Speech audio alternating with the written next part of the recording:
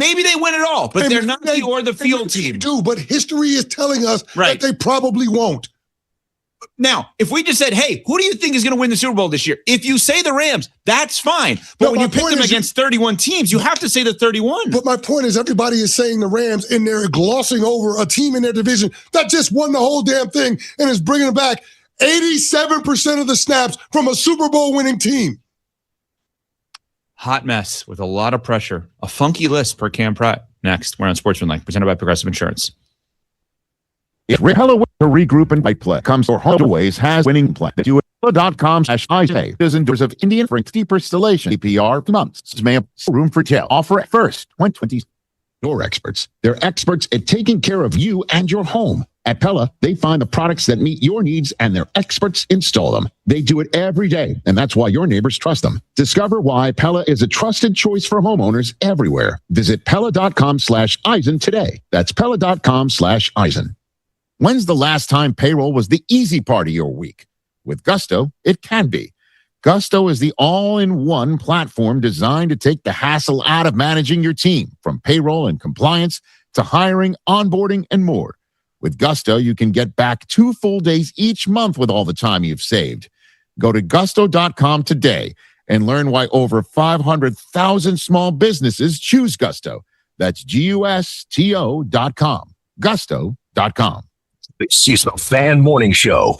Daniel Jones, what do you think will be the biggest unknown on September 13th for you? I don't think there'll be much. I mean, there'll be nerves and getting back into it. You know, I can't say I won't be thinking about my Achilles, but I expect to feel really good. Everything I'll do week 1, I will have done in practice or in a rehab setting, with the exception of the contact, obviously. But yeah, I'll be feeling good by September 13th.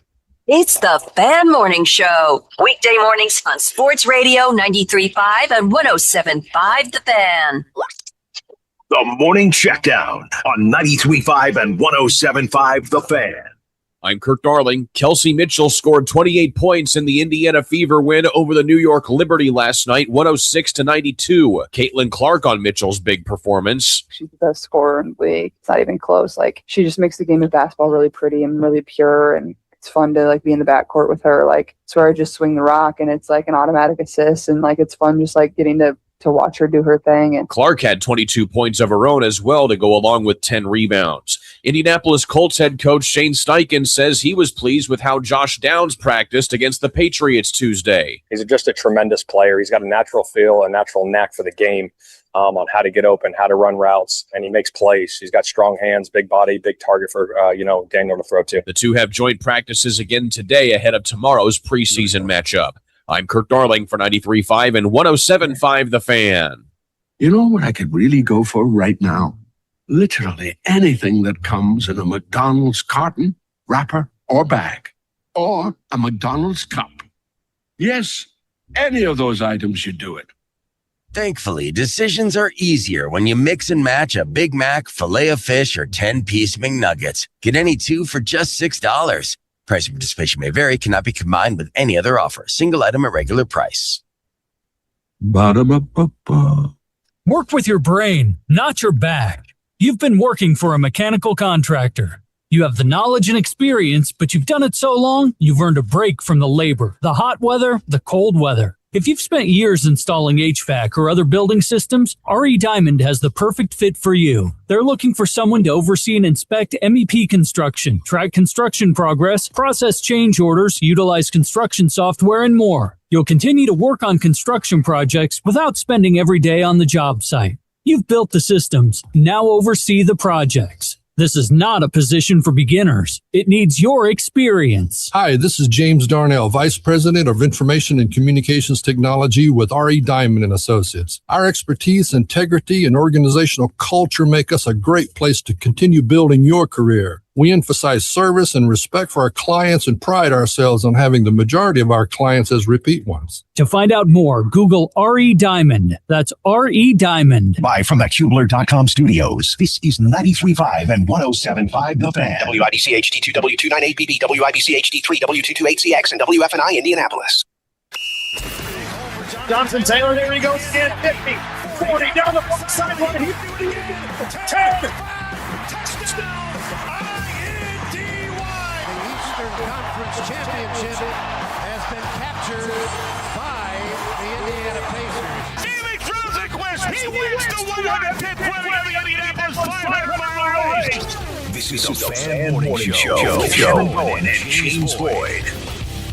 Well, good morning, everybody. I'm Mark Dykman. James Boyd out in Boston covering the Colts and Patriots as they get ready for their preseason opener. Kevin Bowen, shout out to Rosie Bowen, starting her first day of kindergarten today, so he is taking a brief sabbatical. So it is myself and the one and only Greg Rakestraw, who just landed in Boston yesterday. He is here. Good morning, sir. How you doing? Good morning, my friend. Good to hang with you. Nice bright early morning along the East Coast. Well, it is. It's nice out here, but there's a lot of traffic getting in here this morning. I-65 is a complete mess with an accident over by the construction zone, so be careful over there because it was a pain getting off of Meridian today. But I hope you had safe travels and you are treating yourself well out in Boston. You are out in your hotel now, so appreciate you waking up bright and early for us. Now, you did not get to take in Colts and Patriots joint practices yesterday, but you will obviously be on the call for the preseason opener tomorrow. But any early indications of what you're expecting to see on Thursday? Well, what we learned yesterday as far as kind of the pitching rotation, for the preseason, was that we're not going to see Daniel Jones, and that's not exactly a surprise. I thought maybe we'd see him for like a series. Nope. We lose Ray there.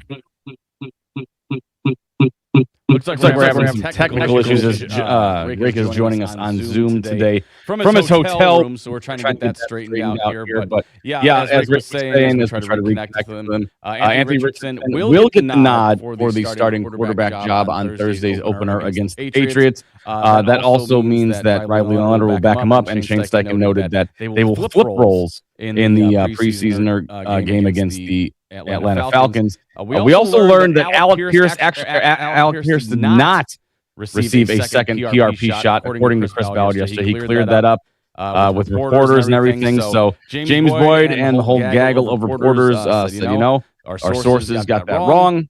Chris Ballard said he's still hopeful that Alec Pierce will be ready for week one, but we'll have to get to the bottom of what exactly happened with that, because it seems like Adam Schefter and everybody had that noted that he was going to be getting a second PRP shot back in June, and we would see how that would affect him going forward. So got some Colts practice thoughts. Obviously, there was a clip going around of Sauce Gardner and A.J. Brown circulating. We can dive into that a little bit more. But notably, last night, the Indiana Fever smoked the New York Liberty 106-92. Kelsey Mitchell continued her unreal season with 28 points. Caitlin Clark had 22. Mitchell and Clark combined for 8 of 12 from three-point range, and the win pushed the Fever up to the fourth seed in the WNBA playoffs. But that's not what everyone's talking about today, is it? Because of course, with the Fever, it can't be everything that's on the floor that's taking place. No. Before pregame, before the game got underway yesterday, head coach Stephanie White talked to the masses and kind of addressed the situation going on with the team and kind of the rumblings going on social media and whatnot, just kind of the divide going on. So I don't know if we have that handy, Nick, as we get ready to kind of reconnect with Rakestraw. We can play Stephanie White's opening statement yesterday. This was out of the blue. I don't believe she took any questions. She had a statement to make, and she made it yesterday. No, I'm going to start today. This isn't necessarily for those people that are in this room. This is more for an online community that's trying to create narratives that simply don't exist. Trying to create a fabrication or distortion of who I am, of what I'm about. Our player success, our players' health and wellness, our player safety is always a top priority for me. One of the things I pride myself on is my relationships with players. For those who have anything to say about the play in the last game, I didn't see the play in real time. I went straight to a press conference. I thought the play got called right. Thankfully, Sophie's okay. Was it egregious? Absolutely. When you have a chance to watch that over and over and over on replay, you can see that. I didn't have that in real time. I take personally any suggestions that I don't 100% always have my players back. I ride with them 10 toes down all the time. All the time. They know that. It's a shame that we can't have an opportunity to talk about what great basketball they're playing. Because they are playing. The reality is, with me, I will always lead with love. I will always lead with grace. I will always lead with humility. And I will always lead with integrity. Hey, Greg, Doesn't mean I'll always get it right. I think I figured it out. I'm also human. The hate, the fear-mongering, the divisiveness, the stuff that's trying to hijack our league will not win. It won't win. We are united. We are connected. We will not be divided. Greg, if you can hear me, try Every day talking these through Zoom women now. put their on the line. Every day. When they go low, we go high. Love will win. Grace will win. Humility will win. And kindness will win. I stand by them. I will always stand by them. Everybody else can go to hell. I got you, buddy. So a fiery Stephanie White ahead of the game yesterday against New York Liberty, but she's got lots of stuff going on with her team. It seems like every single game there is drama going on off the court. And I think she just kind of got fed up with it. She is exhausted by all of this outside rhetoric and whatnot, and she had to finally, try to end false narratives surrounding her team and the league. And the league hasn't really done her much favors or the Fever. And so she had enough of it. And so she told Tony East and the rest of the Fever reporters that, this is how I feel right now. Do we have Rakestraw back? I think we do. Greg, are you there? I am here. I have a telephone backup and I have the COVID technology of Zoom. And I hope, as much as you guys in the show seem to like my voice, which I appreciate, I think you're only hearing me once now. Yes, that's good. I do love a good Rakestraw echo, but probably not for radio. But if it's at like a situation, I'm all about it. Anyway, we're good without that. So your thoughts initially on what you heard from Stephanie White yesterday, that kind of set the tone for the evening because everybody's like, well, I don't care what happens in the game now. This seems like this is going to be the talking point. I don't know if you heard what I said, but I just think she was finally fed up and exhausted by this whole narrative going on with the league and the team and whatnot. And she just said, you know what? Enough is enough. I need to address this. I need to show you where I stand. And she took matters into her own hands last night. What I would say is this. I think the proper word that you said was exhausted. And I think that it has at times been exhausting to follow the Fever, and I'm not sure it's anybody's fault with Fever, or follow the WNBA, which this should not be the case. And that's what kept going through my mind as I watched last night's game. Thankfully, since every Fever game is on national television, even when I am in Massachusetts, I can easily watch the game on ESPN. And that game was an absolute joy to watch. And more Fever games have been like that than they've not been this year. I mean, last night, the Fever's record, check my stats on this. I think the Fever are now 21-12. So last night would have been their 33rd game of the year. Mark, they scored 100 points in 15 of those. For the last 11 games, Kelsey Mitchell and Caitlin Clark, not even mentioning Aaliyah Boston, but the first two players I mentioned are averaging a combined 50 points a game. This should be fun. This should be celebrated. The Fever have gone from frankly, a non-entity from the end of Tamika Catching's career until to some degree when Aaliyah Boston got here. I don't know if Kelsey Mitchell was there before that. But to be honest, since Caitlin Clark got here 2 years ago in 2024, there was kind of like 7 years of what time's the Fever game? What time can you get here? Well, now it's 17,000, 18,000 every night, and it's sellouts on the road every night, and it's playing in large arenas every night. Nothing but positive things. Has the overall feeling about talking about the Fever, talking about the WNBA felt positive to you? No, not at all. Or so? No. Exactly. And it starts at the top two with the commissioner because she's not doing herself or the league any favors either. We can play the blame game later, okay? That's part of, I think, how we got to this point, all right? Let's just enjoy how beautiful it was to watch that. Again, it was last night's television commentary, and I'm sure the radio commentary was wonderful. I didn't have access to it. I'm sure that John Nolan, Bria Goss, and Nick Tidrow did a phenomenal job on these airwaves of describing all of the action. but it was like to hear Rebecca Lobo, and as she pointed out during the course of the broadcast, she's literally been there since day one.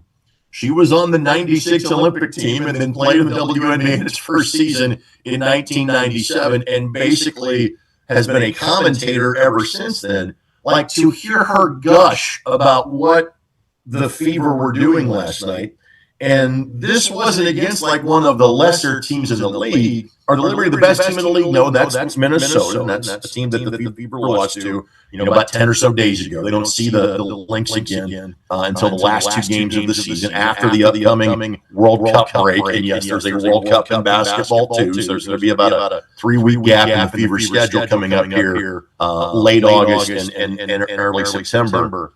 But the conversation, I hate saying narrative in sports, but I guess we can use it here. The narrative has been about all this other crap that's been going on and not the actual basketball.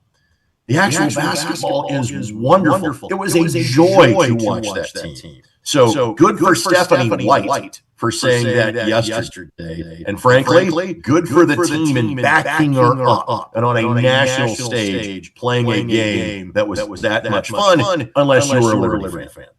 That's right. Yeah, the Fever are having a hell of a season. We should be talking about they're a fourth seed now in the entire league, and instead it just seems game after game there has just been drama after drama after drama. And it's outside forces weighing in on opinions, and then those opinions are getting brought to press conferences and asking the players, and they want to get back to basketball and all that stuff. So we should be enjoying and celebrating this Fever season. I am. But I can understand why Stephanie White and everyone else on that team is just like, can we just talk about the game, please? Can we just do that for once? Because it feels like it's just been a nonstop, like clickbait situation where they are having to respond to questions that have nothing to do with the games, nothing to do with the performances. It's all this outside stuff. So I totally understand where she was coming from. So we'll dive more into that as the show moves along. We have Stephen Holder, who's out at Colts Patriots joint practices. He will join us coming up the 8 o'clock hour at 8:30. ESPN Patriots reporter, longtime reporter Mike Reese. He will join us as well. Get the Patriots side of things. Sauce Gardner and A.J. Brown getting a little chippy yesterday in practice. We saw that clip go viral. Sauce Gardner took exception to that. We can dive into all of that and a whole lot more. It is the Fan Morning Show on a Wednesday. It's the replacement show. Kevin Bowen, James Boyd out, but a more handsome duo, Mark Dykes and Greg Rakestraw, in for the boys today. We got you covered until 10, and we will see you in just a few minutes with a morning checkdown. It's 93.5 and 107.5 The Fan.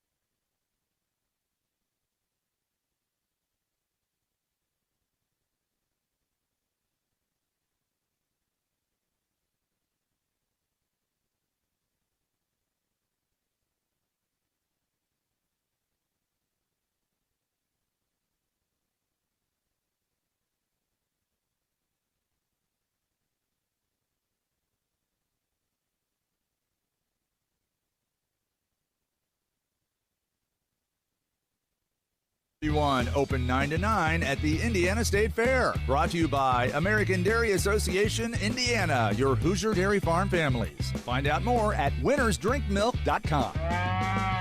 Work with your brain, not your back. You've been working for a mechanical contractor. You have the knowledge and experience, but you've done it so long, you've earned a break from the labor, the hot weather, the cold weather. If you've spent years installing HVAC or other building systems, RE Diamond has the perfect fit for you. They're looking for someone to oversee and inspect MEP construction, track construction progress, process change orders, utilize construction software, and more. You'll continue to work on construction projects without spending every day on the job site. You've built the systems, now oversee the projects. This is not a position for beginners. It needs your experience. Hi, this is James Darnell, Vice President of Information and Communications Technology with RE Diamond & Associates. Our expertise, integrity, and organizational culture make us a great place to continue building your career. We emphasize service and respect for our clients and pride ourselves on having the majority of our clients as repeat ones. To find out more, Google RE Diamond. That's RE Diamond. When's the last time payroll was the easy part of your week? With Gusto, it can be. Gusto is the all-in-one platform designed to take the hassle out of managing your team, from payroll and compliance to hiring, onboarding, and more. With Gusto, you can get back 2 full days each month with all the time you've saved. Go to gusto.com today and learn why over 500,000 small businesses choose Gusto. That's GUSTO.com. Gusto.com. Do you read more about your team in the off-season than in the season? Does your game day outfit include a brown bag with eye holes? Then you may be a fan of a BST or bad sports team. Luckily, when you bundle your home and auto insurance with Progressive, you're protected, because seeing your painted face in the rearview mirror after a loss isn't just depressing. It's distracting. Visit Progressive.com today. Progressive Casualty Insurance Company, affiliates, and other insurers. Covered subject to policy terms. Not available in all states or situations. The Morning Checkdown. Brought to you by Bet365 on 93.5 and 107.5 The Fan. Morning check down on this Wednesday morning. Mark Dykton and Greg Rakestraw in for the boys. Hope you had a great start to your Wednesday. Stay safe out there. There's a lot of traffic. Looks like I already saw some lightning in the area.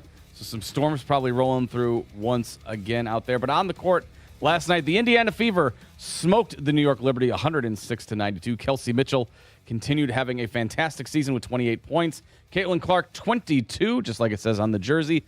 Caitlin Clark and Kelsey Mitchell combined 8 of 12 from three-point range. Pushed the Fever to the 4th seed in the WNBA standings, and they get back to work on Friday when they host the Dallas Wings. Rake, you watched most of the game yesterday from your hotel. Any takeaways from last night's win, their 21st of the season? Just an absolute thing of beauty. It was just so wonderful to watch. And you touch on what both Mitchell and Clark did. You know, Boston was fantastic. You know, I thought the move of Timpkins to the starting lineup has been a big deal. You know, what Aaliyah Boston has done to change her game in terms of being a three-point shooter, what Sophie Cunningham added in terms of three-point shooting in last night's game. You know, it seems that all the pieces are clicking. And I realize that the Fever kind of snatched, you know, defeat from the jaws of victory a couple of games ago against the Las Vegas Aces. And again, that is a team that's kind of a measuring stick team. But again, just, I thought, played a beautiful version of basketball last night. Defensively, I think there's going to be some struggles for this team at times. It has been all year.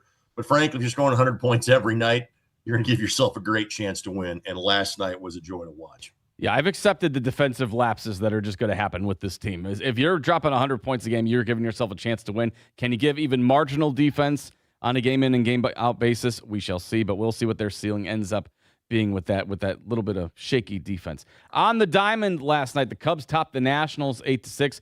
Reds edged the White Sox 5-4 in 10 innings. Cardinals blanked the Phillies 2-0. Padres, much to my happiness, shellacked the Brewers 11-2, and the Indianapolis Indians fell to the Nashville Sounds 6-5 out in Nashville. So Cubs and the Brewers all of a sudden getting a little tighter in the NL Central, down to 4 games for them.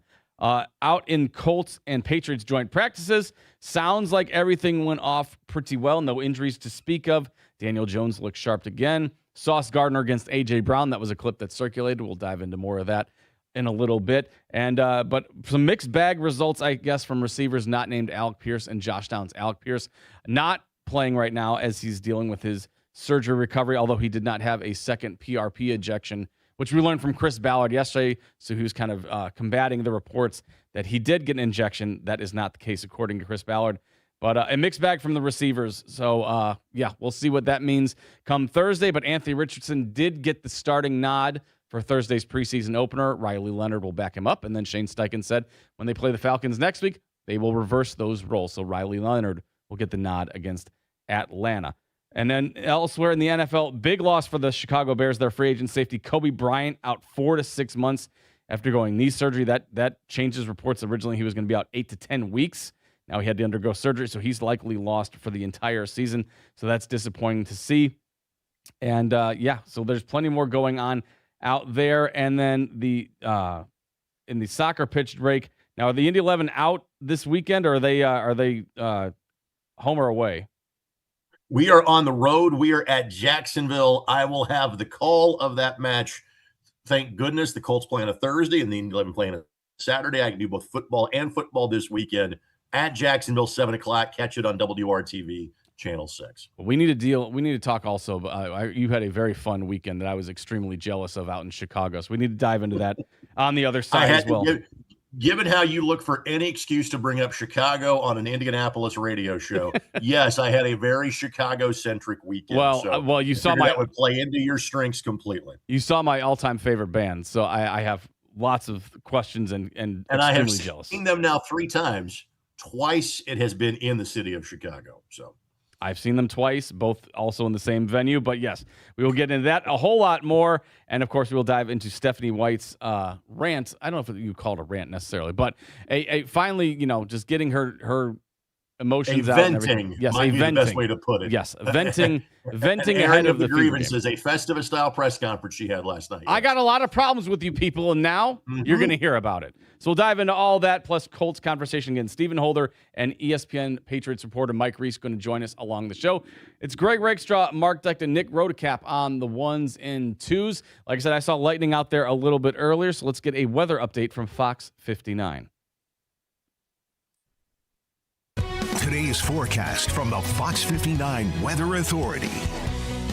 We're going to have another warm and muggy day with scattered showers and thunderstorms around. Strong to severe thunderstorms are possible once again.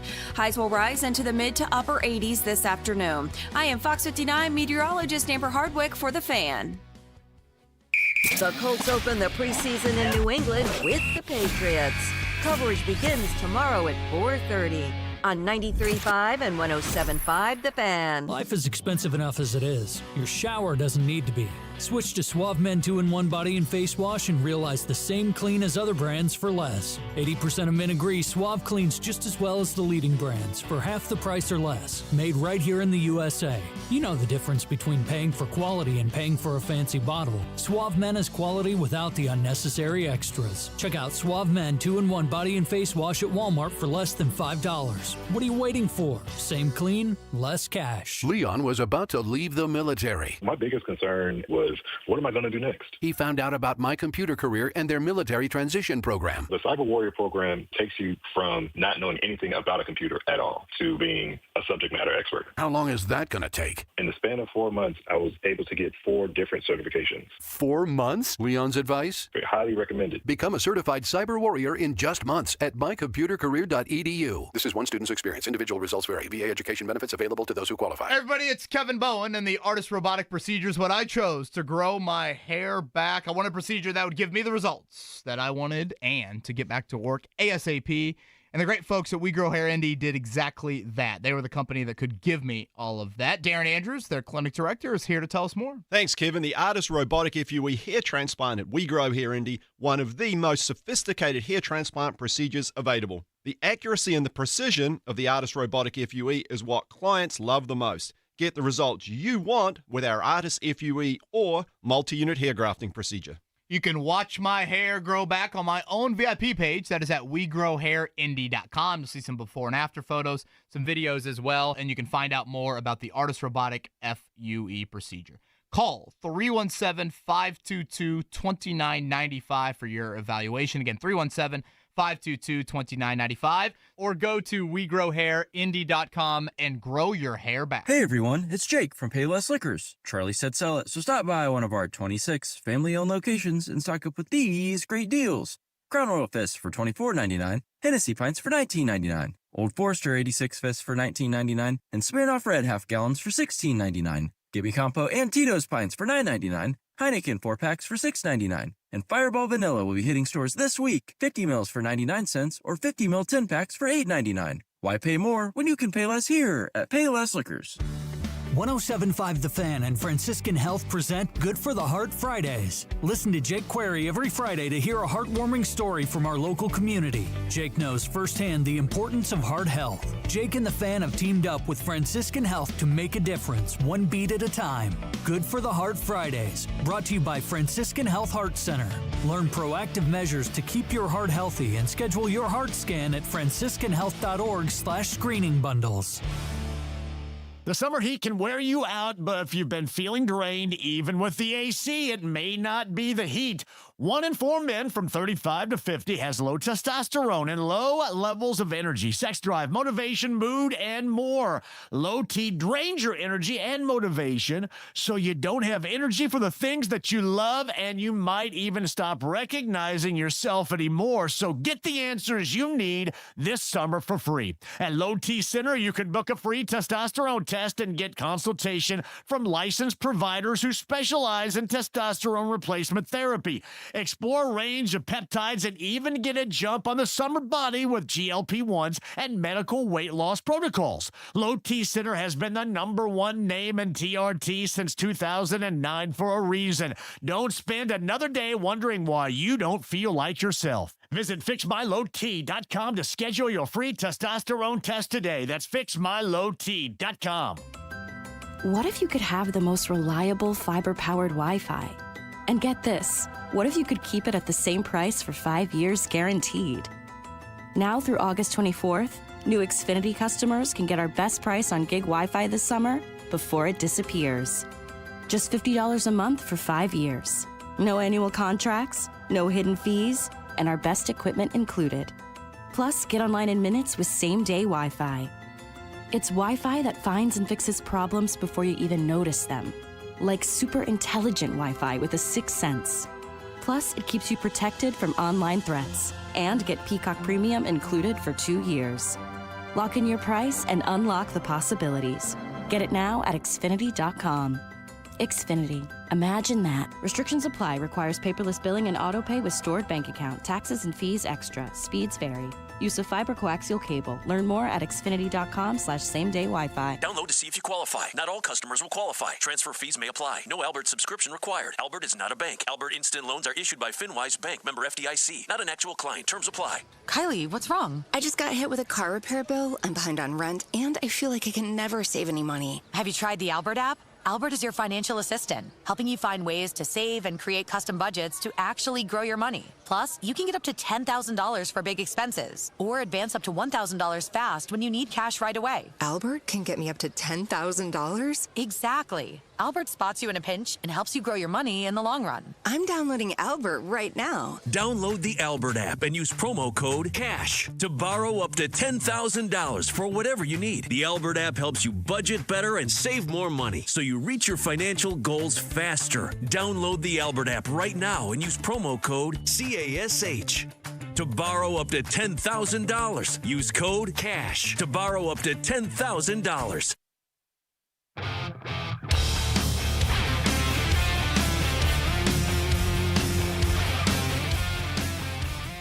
This is the Fan Morning Show with Kevin Bowen and James Boyd.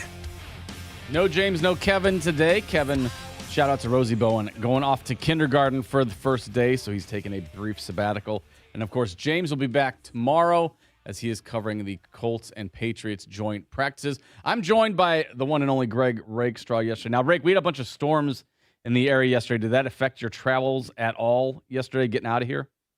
Thankfully, it did not. We literally beat the posse out of town. So my flight yesterday was at 11:11. Were you on the same flight as James?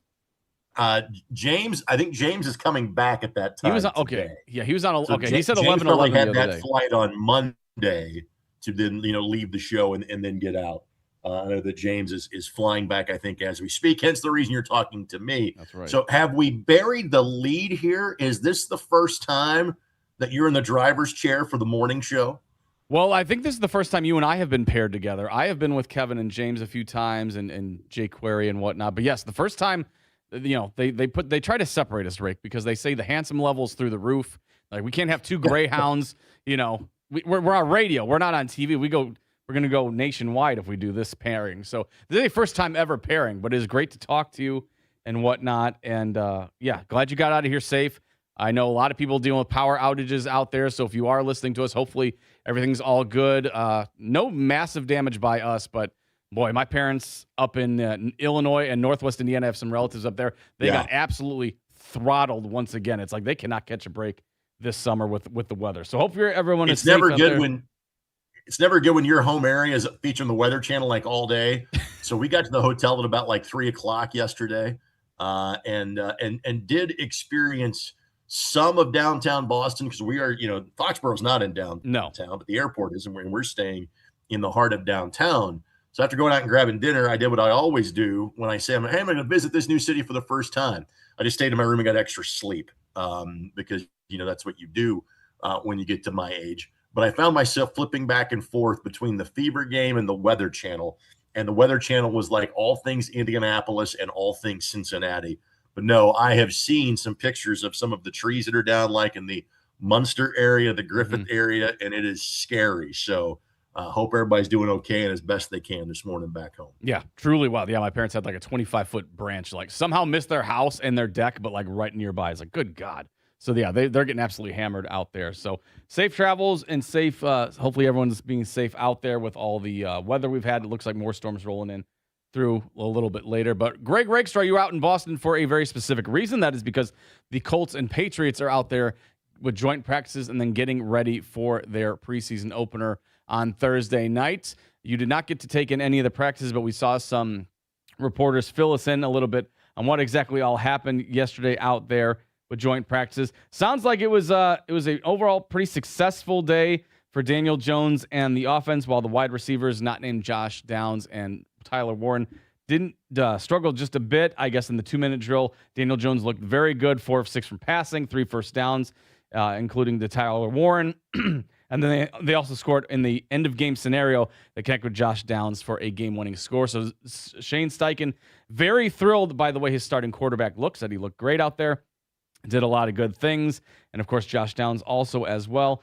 We saw Sauce Gardner and A.J. Brown go at it. The one clip that went viral, I guess Sauce Gardner was, talking a little trash, as Sauce Gardner probably tends to do. And A.J. Brown burned him on the first play. And, of course, that play went viral. It was just like a 7-yard hitch route, but, of course, it went viral. And Sauce Gardner's like, really? One play? That's what everyone's going to judge? Well, that's kind of how it goes. When you're the number one, cornerback on the team, and you're also, got up 2 first-round picks sent your way for it. So I'm sure he got the best of A.J. Brown quite a few times. Of course, that one clip, though, went viral there. And then Cam Bynum picking off Drake May. That also was a highlight at joint practices yesterday. And Cam Bynum even talked about what he saw when he picked off Drake May there. Nick, if we have that ready, go ahead and play that real quick. It was one of those things where we just show man and ended up running zone. And I think it was just a good opportunity for us to mix up the looks on the quarterback. And me and him had a little staring contest for like 2 seconds. He thought he could throw the ball over me. I didn't know if he was going to throw it or not, but I just let me just keep going deep, keep running deep, and close the middle of the field. And then he ended up throwing it and was able to go up and get the ball and finish the 2-minute. And that's one thing that I pride myself on is in 2-minute drill, I got to be the one to finish it. So it was a fun one and good way to end it. And then the celebration, just a little victory lap around the fans, turn them up a little. Wouldn't be a Cam Bynum interception or big play if he didn't have some sort of celebration plan. So that's what I love about Cam Bynum there. James Boyd also noted Riley Leonard, Anthony Richardson look solid in their backup reps. Of course, we heard earlier that Anthony Richardson will get the first half nod for the preseason opener Thursday with Riley Leonard backing him up, and then they will switch roles in their game against Atlanta. But, Rake, anything you are looking forward to on Thursday night? Any big picture questions? You're just trying to see how Anthony Richardson and Riley Leonard look? Are there any position groups you're targeted? What is your focus on Thursday when you get on the call there? Not swearing on regional television. That would be always a big focus for me. That's so there's that. Looking forward to calling a National Football League game. I get 3 chances of those every August, so I'm looking forward to that. In terms as it relates to the Colts, obviously we're not going to see much of the starters, and more teams are trending that direction. Sometimes that changes when you have, a starting quarterback battle, as we had for the first couple of games last year. That is not the case this time around. The exception that usually is made from a starter standpoint would be guys that are rookies. So maybe you see a little bit more of this on defense. So, for example, I'm not sure we have a clue who the starting 2 linebackers are. We kind of went into camp thinking, hey, it's probably going to be the 2 rookies in terms of C.J. Allen and Bryce Betcher. Well, C.J. Allen's been dinged up a couple of different occasions. And there's even been times when you've seen a safety wearing the green dot instead of one of the linebackers. So maybe we see more of the linebacker, just because I think from a starting standpoint, that is going to be the single biggest position battle that you have on the team. You probably want to get some reps for A.J. Halsey, being a rookie. Probably want to get some reps for Justin Wally, just because, again, this was the practice, the one that happened yesterday against the Patriots. It was that same practice against the Ravens 2 days before the preseason opener where he got hurt and his season was over. So there's probably more of a need not to play all of the starters, but to play some of the starters on defense than likely what you will see on offense. But, Mark, the obvious story of the preseason, as it usually is going to be quarterback play. Even if you're not going to see Daniel Jones, I do think this is a legitimate battle for whom the backup quarterback is going to be between Anthony Richardson and Riley Leonard. Now, frankly, both are going to make the roster unless there is a trade offer that comes in for Anthony Richardson that the Colts feel is sufficient, and then at that point in time, they would move him. That may happen before the trade deadline in the regular season too. But so it's unique. There is a quarterback battle, but not for the number 1 position, but for the backup position. And that clearly is where most people's focus and attention is going to go this preseason. So you are of the mindset that they will keep 3 quarterbacks on the roster, because Kevin and James and I have debated whether or not Anthony Richardson could actually be a cut victim when they start trimming the rosters a little bit, just because from what I've heard from Colts camp and everything, he's had a very shaky training camp, dropping a lot of snaps and whatnot, and just not looking very sharp at all. So wondering if, while he was due a roster bonus, would that negate them from, if they need to come down to, Anthony Richardson or maybe a backup at a position they think they could have, more depth issues at, would they cut bait with him? But you think that he will stay with the roster regardless of how he does in training camp and the rest of the preseason? Again, if there are struggles in preseason games, maybe the team makes a move, but I fully envision the Colts carrying 3 quarterbacks to the regular season. I really do. And then while we don't expect to see much of the starters, do you want to see Daniel Jones at all in the preseason? Is that of any concern for you, or has he shown you enough in training camp and whatnot where you're like, you know what? We'll see you week 1, big boy. Well, there's what I would think maybe or would like, but basically since Shane Steichen said yesterday, we're not playing them in the preseason, I think that's the direction that they are going to go. Again, I thought maybe you get him a series, maybe or 2, but you would do it in front of the home fans if you did. But I understand the logic, and again, I can tell you what I've seen with my own eyes. I've probably been at 75 to 80% of the Colts practices so far in training camp. He's making tremendous progress. And again, for those that saw him yesterday against another team, he's still not going to get hit in that practice, but the other team's going to turn the wick up maybe a little bit more than even the Colts defense will against him. And he looked the part. Mark, I fully believe if the season started today, he'd be the starting quarterback and would be ready to go. Yeah, I fully believe that too. I think, we were always concerned heading into the training camp season, what's he going to look like and all that. And by all means, everybody's like, it's unbelievable. You would not know he was recovering from a torn Achilles 9 months earlier, because he looks as sharp as ever. He looks fully healthy. He's of zero concern. So something was at the top of the concern list for the Colts heading in to training camp. That's been washed away in a matter of weeks, just because he looks perfectly fine. There is no issues there. Now you might need to add a veteran wide receiver, because you know what's going on with Alec Pierce and Josh Downs. Downs is a little banged up and everything, but from the quarterback wise, your QB1 pretty solid over there. Are you interested in a Keenan Allen or anything with this Colts wide receiver group, or do you think Alec Pierce will get on the right track. Josh Downs will get healthy. Tyler Warren is one of one. Where are you at as far as adding a wide receiver potentially for this roster? I went into training camp, Mark, with the idea that I thought that they were going to, carry 4 receivers, carry 4 tight ends, carry 3 running backs, 3 quarterbacks, and then whatever combination of 8, 9, 10 offensive linemen, would kind of be the offensive number, knowing you got to get to 53 after the third and final preseason game. As the camp has gone along, maybe I am more on the idea of, hey, maybe it's worth a phone call to Keenan Allen, at this point. Because you go into camp thinking, all right, we're going to see Alec Pierce at some point in time, and that keeps kind of getting pushed back. And while, Chris Ballard yesterday says, hey, he's still on track to play in the season opener on September the 13th, because maybe it's going to be minimal, if any, reps, during training camp, in preseason games, etc. Maybe I'm getting a little more nervous.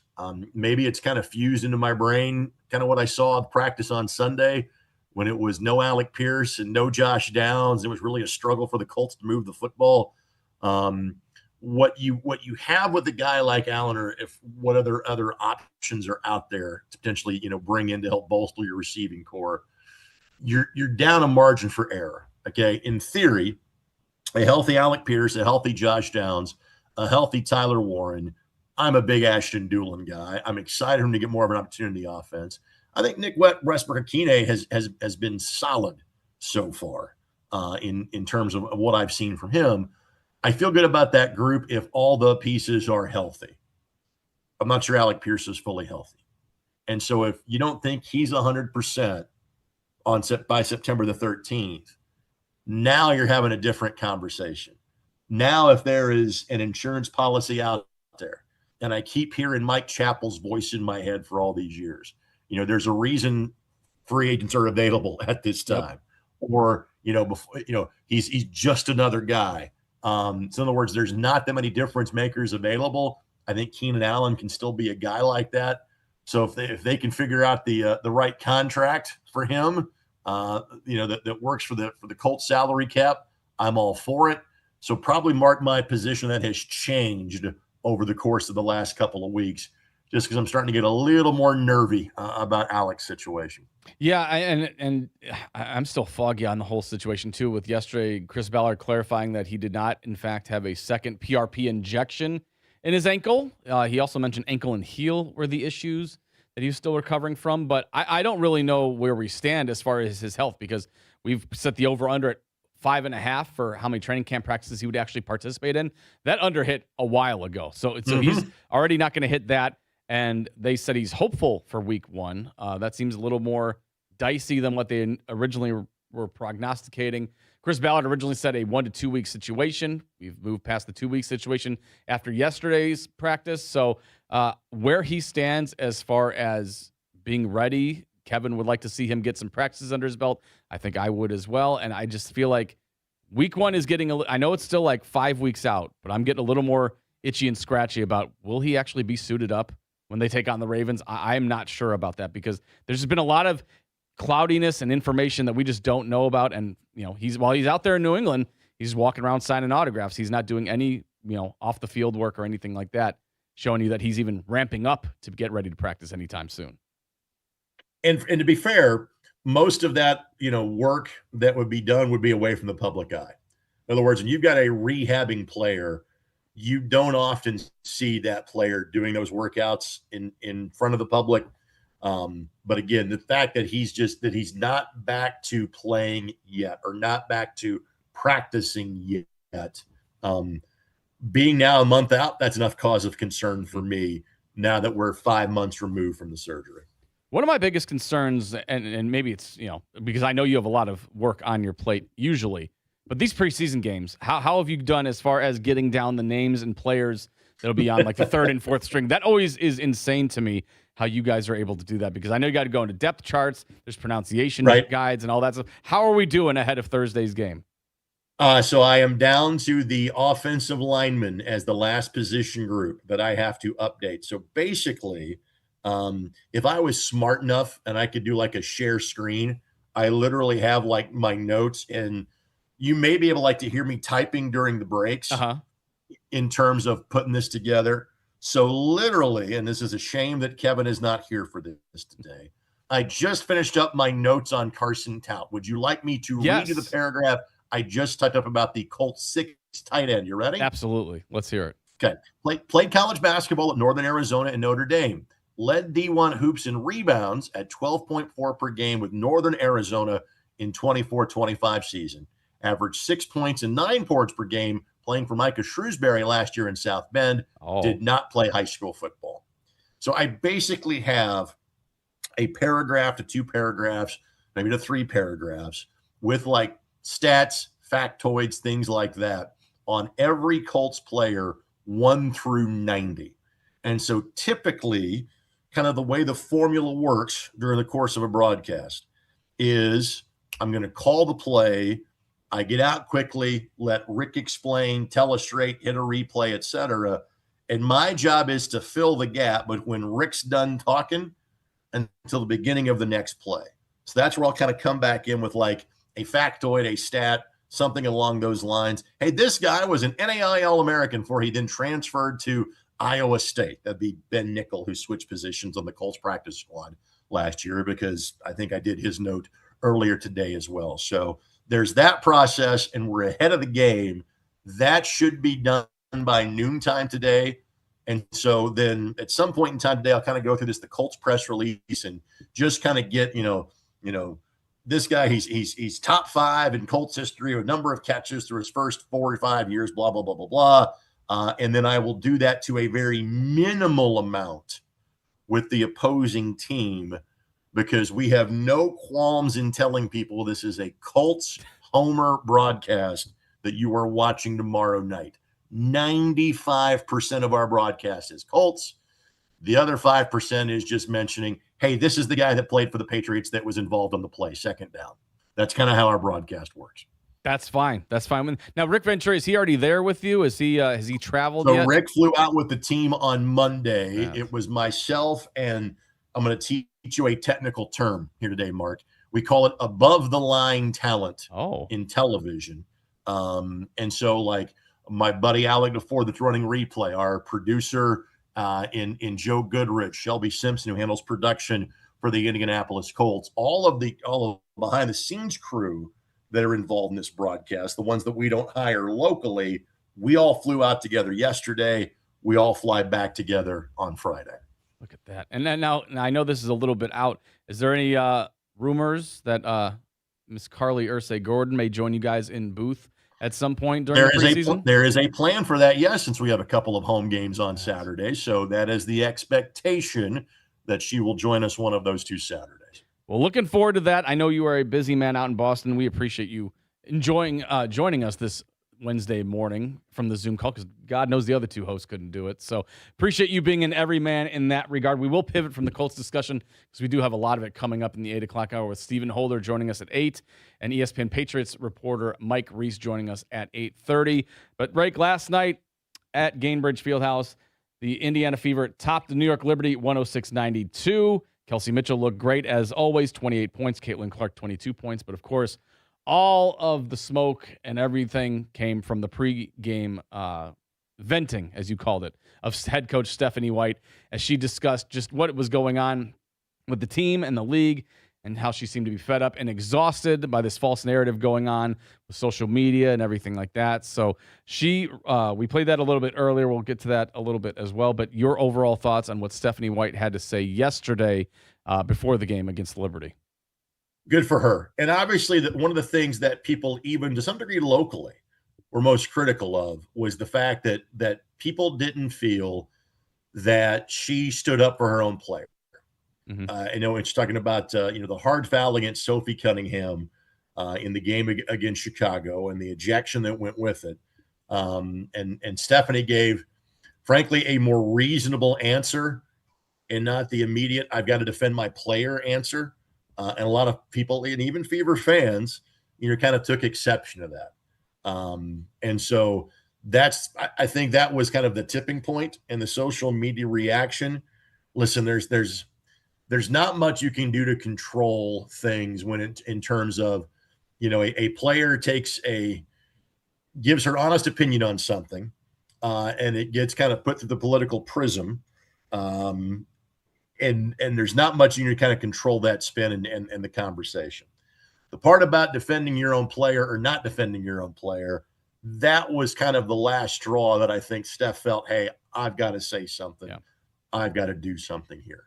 Thankfully, her team played so well last night that in the sports sphere, a lot of folks will talk about that. I loved your use of the word smoke because you could say the Nets were smoking last night. Mm-hmm. Mark, off the top of your head, you know what the Fever shot from 3-point range last night? I'm guess is a big 53%. Better than that. They were 64% from 3-point range. That'll win you some games. The Fever went 16 of 25 from 3-point range last night. That's ridiculous. And again, it wasn't just Caitlin Clark. And I thought Caitlin's great like every night. But really where I thought she was tremendous because she's got to walk this fine line of how many times do I call my own number? How many times am I dishing to teammates? And I thought the balance she took last night of doing that was outstanding. Are there times when I think she settles for that deep pull-up 3 too often? Certainly. Last night wasn't one of those nights. The rare time she felt she had to find her shot, she kind of did it from that mid-range pull-up, which is basically unstoppable with her game. So I thought every player was tremendous last night. But I thought and there's been numerous times we talked about how impressive the Fever have been. Again, they've already set a league record in terms of number of 100-point games on the season. Now, let's note, for many years, the WNBA season was 34 games. Now the season's 44 games, and that number is going to keep expanding probably in future years. Well, last night was the Fever's 33rd game of the season. So even in previous incarnations of the WNBA, that's a record, and they still got 11 games left to go to try to top that. So obviously before the game and even during the game to some degree, Stephanie White's comments, understandably so, was what drew most of the attention. But the great thing is that the way that team played against another playoff team, I mean, they were led by 18 going to the fourth quarter. Yeah. It was such a beautiful thing to watch that I hope the majority of the conversation will be about the caliber of basketball and not all of this other stuff. Now, are there people that don't care about the basketball and are going to talk about the other stuff? Yes, and that's them. Let them. As for me, I was a joy to watch that last night, and I'm looking forward to the next game, see if they can replicate it again. Yeah, we've talked about how just they're in a critical part of their schedule where one loss could knock you down to the 8th seed, and one win could put you way up there and everything. They got the one win out of the way so far. They have another one against Dallas on Friday. But yeah, I thought even after her speech yesterday, while people think there's like a rift in the locker room or Stephanie White doesn't support her players, the locker room supports each other. They are a cohesive unit. Caitlin Clark said there's no way we were losing that game last night. Sophie Cunningham says our locker room is tight and together. We, me and Stephanie White are good. There's no issues. We block out all the outside noise. So while all the outside noise is trying to knock on the locker room and try to, separate them and cause a rift, the team themselves, they're all for one and one for all at the moment. So that was good to see the 21st win of the season for the Indiana Fever. Again, they take on the Dallas Wings on Friday, and they moved all the way up to the 4th seed now in the WNBA standings. So good for them to get a big win, and even after Stephanie White had to vent a little bit, which is, like you said, totally understandable and most deserving there. Stephen Holder going to join us on the other side, some more Colts talk, as we will dive into that as they get ready for their preseason opener against the New England Patriots. Longtime Patriots reporter from ESPN, Mike Reese, will join us at 8:30. Plenty of Colts conversation on the way in the 8 o'clock hour. It's Mark Dykton, Greg Rakestraw, and Nick Rodecap here on 93.5 and 107.5 The Fan. The Ride with JMV. You guys want to get into this weekend of basketball genius? What I have said about the WNBA is I want it to be about basketball. With this leadership, it's never going to be about basketball because it's not like anybody really rallies and then spotlights the talent they have because there is talent there. Your leader has to set the trend. The Ride with JMV. Weekdays 3 to 6 on 93.5 and 107.5. The Fan. With so much changing, certainty matters. Grandview Homes buys houses for cash with an honest offer. Visit grandviewhomes.com. That's grandviewhomes.com. Friday night is the 33rd edition of the $300,000 Dan Patch Stakes, including the Friday Night Fling. Harrah's Hoosier Park in Anderson.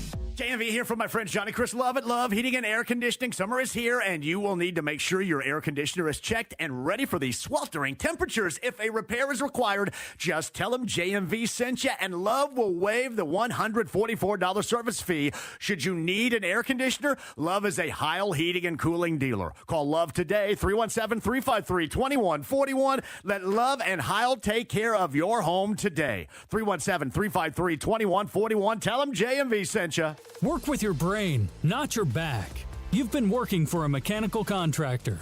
You have the knowledge and experience, but you've done it so long, you've earned a break from the labor, the hot weather, the cold weather. If you've spent years installing HVAC or other building systems, RE Diamond has the perfect fit for you. They're looking for someone to oversee and inspect MEP construction, track construction progress, process change orders, utilize construction software, and more. You'll continue to work on construction projects without spending every day on the job site.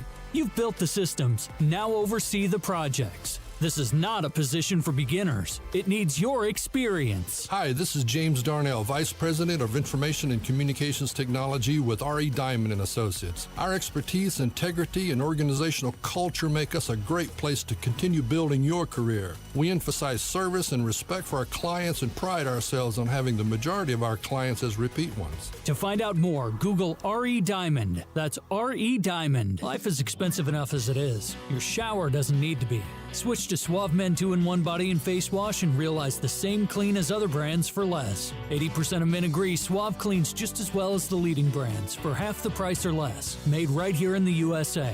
You know the difference between paying for quality and paying for a fancy bottle. Suave Men is quality without the unnecessary extras. Check out Suave Men 2-in-1 Body and Face Wash at Walmart for less than $5. What are you waiting for? Same clean, less cash. It's JMV here for the best in plumbing. Lance and his local team at LD Smith Plumbing and Drains, 317-927-7186. Make sure as the wet weather is here, your drains are clogged free and your sump pump is not only working but has a battery backup. There is special financing going on right now with the best in plumbing. That's LD Smith Plumbing and Drains at 317-927-7186. Tell them JMV sent you. LD Smith Plumbing. A dirty, stinking honest. The following is a district-wide service announcement from the District Tap. The District Tap. Craft beer on tap and damn good food. Wait, hey, can we say that? Damn good food? Yes, I'm told that damn good food is totally acceptable. Go ahead and pick it up from there. The District Tap. Craft beer on tap and damn good food. And don't get me started on all the sports at the tap. Over 60 big f***ing screens with as much NFL and collegiate football action as you can handle. Weeknight matchups? Yeah, we have weeknight games. Looking for a spot downtown to catch that game? Get your f***ing ass over to our new downtown location at the corner of Georgia Street and Meridian. Game on at the District Tap. How's that? Fan-tastic. The District Tap. Craft beer on tap and damn good food. North at 82nd Street, just east of Keystone at the Crossing, and downtown at the corner of Georgia Street and Meridian. Online at thedistricttap.com. This is the story of the one. As a maintenance engineer at a beverage manufacturing plant, he starts his day knowing every line is ready to run because Grainger delivers the industrial-grade products he needs to keep mixers, conveyors, and packaging equipment moving. With Grainger's vast selection of bearings, belts, and motors, he keeps operations running smoothly, so nothing grinds to a halt. Call 1-800-GRAINGER, click Grainger.com, or just stop by. Grainger, for the ones who get it done. It's Rich Eisen for Pella Windows and Doors. Sometimes teams take a timeout to regroup and call the right play. When it comes to your home, Pella Windows and Doors always has the winning game plan. They do it every day, and that's why your neighbors trust them. Visit Pella.com/Eisen today. Right now, Pella Windows and Doors of Indianapolis is offering 60% off installation or 0% APR for 60 months. Some restrictions may apply. See local showroom for details. Offer ends August 31st, 2026. Live from the Hubler.com studios, you're listening to 93.5 and 107.5 The Fan, WIBC HD2, WIBC HD3, and WFNI Indianapolis. JMV here. You don't want to miss a second. Later on this afternoon, Liberty Fever recap, Solomon Wilcots, Marlon Jackson, and more. We start today at 3. Don't miss it.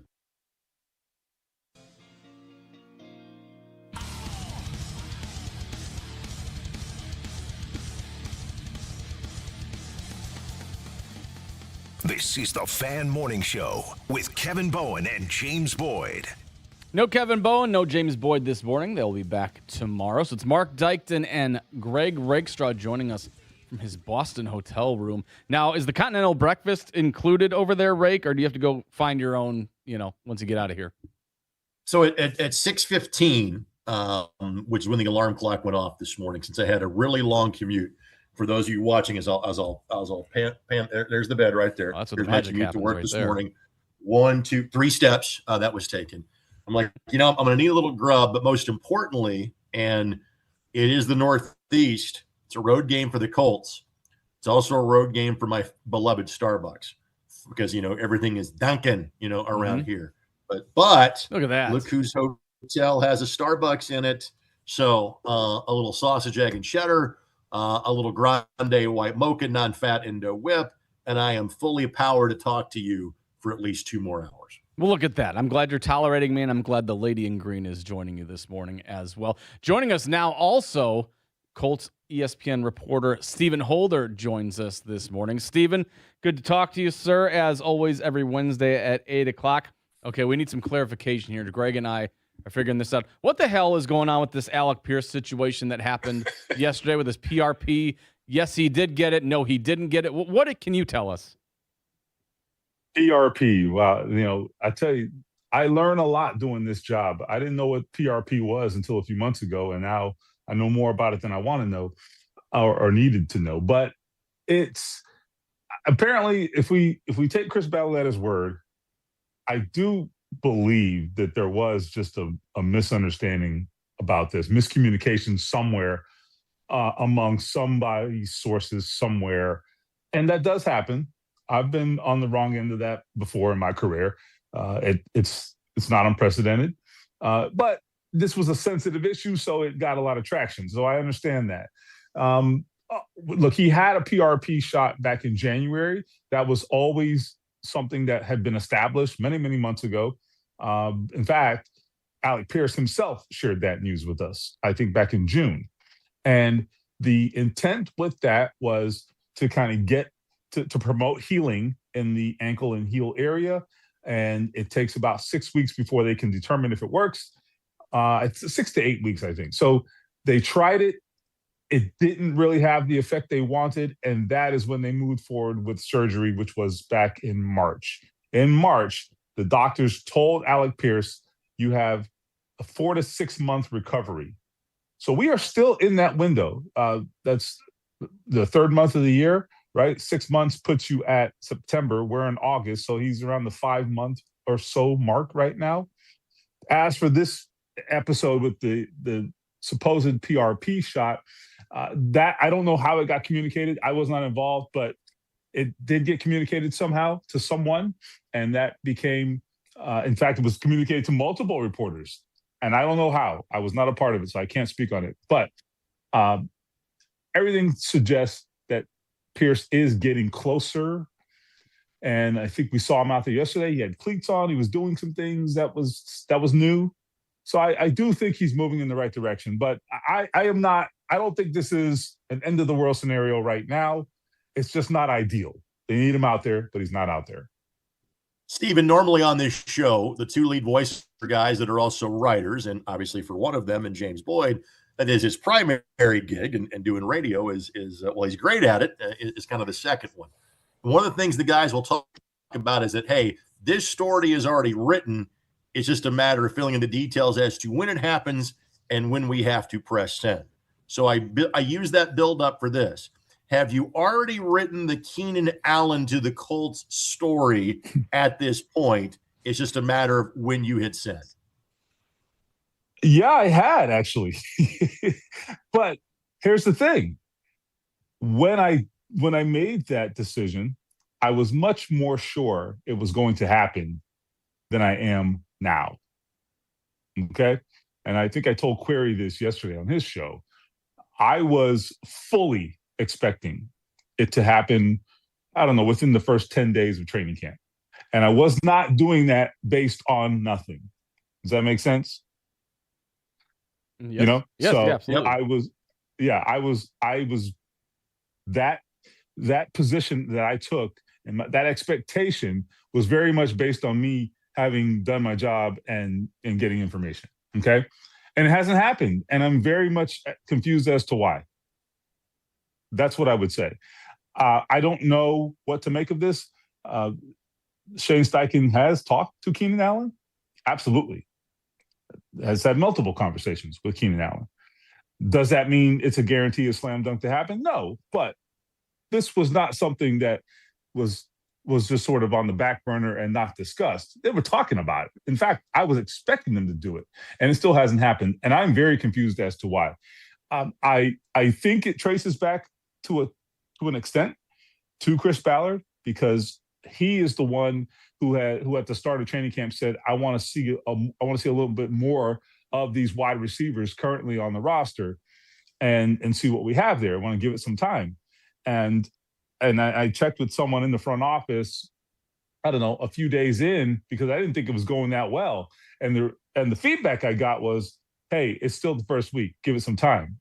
Well, I mean, I think we have. And so I'm not saying that they haven't actually had some production in training camp. I think some of these guys have. Nick Westbrook-Ikine, he actually has shown up and has made some plays. Laquan Treadwell's made some plays. He's been hurt, but he's back out there now. Ashton Doolin always, I think, shows that he's a pro and can be a serviceable backup for sure. The problem is none of these guys have consistently done it. None of them. And they are now one injury away from being your number two, one of those three guys. That's just too dangerous of a situation for me. If it was me with my job on the line, I don't think I could sleep at night. But I don't make those decisions. ESPN Colts reporter Stephen Holder joining us on the hotline here. Yeah, Stephen, I'm with you there. I think Keenan Allen, not only does he have a relationship with Steichen, but he also brings a veteran presence that I think that wide receiver room could, definitely use, especially if Alec Pierce isn't ready to go in week one and Josh Downs is still dealing with some injuries. We talked about wide receiver, pass rush help. Now that's one that's kind of, I feel like, has gone kind of by the wayside as training camp has picked up, where we discussed, like, man, where's the pass rush coming from? Could they get a veteran edge rusher or something like that via free agency? Do you see any veteran pass rush help coming for this team? Or are you going to see the preseason play out a little bit, and maybe once roster cuts start happening around the league, maybe that's when a move is made?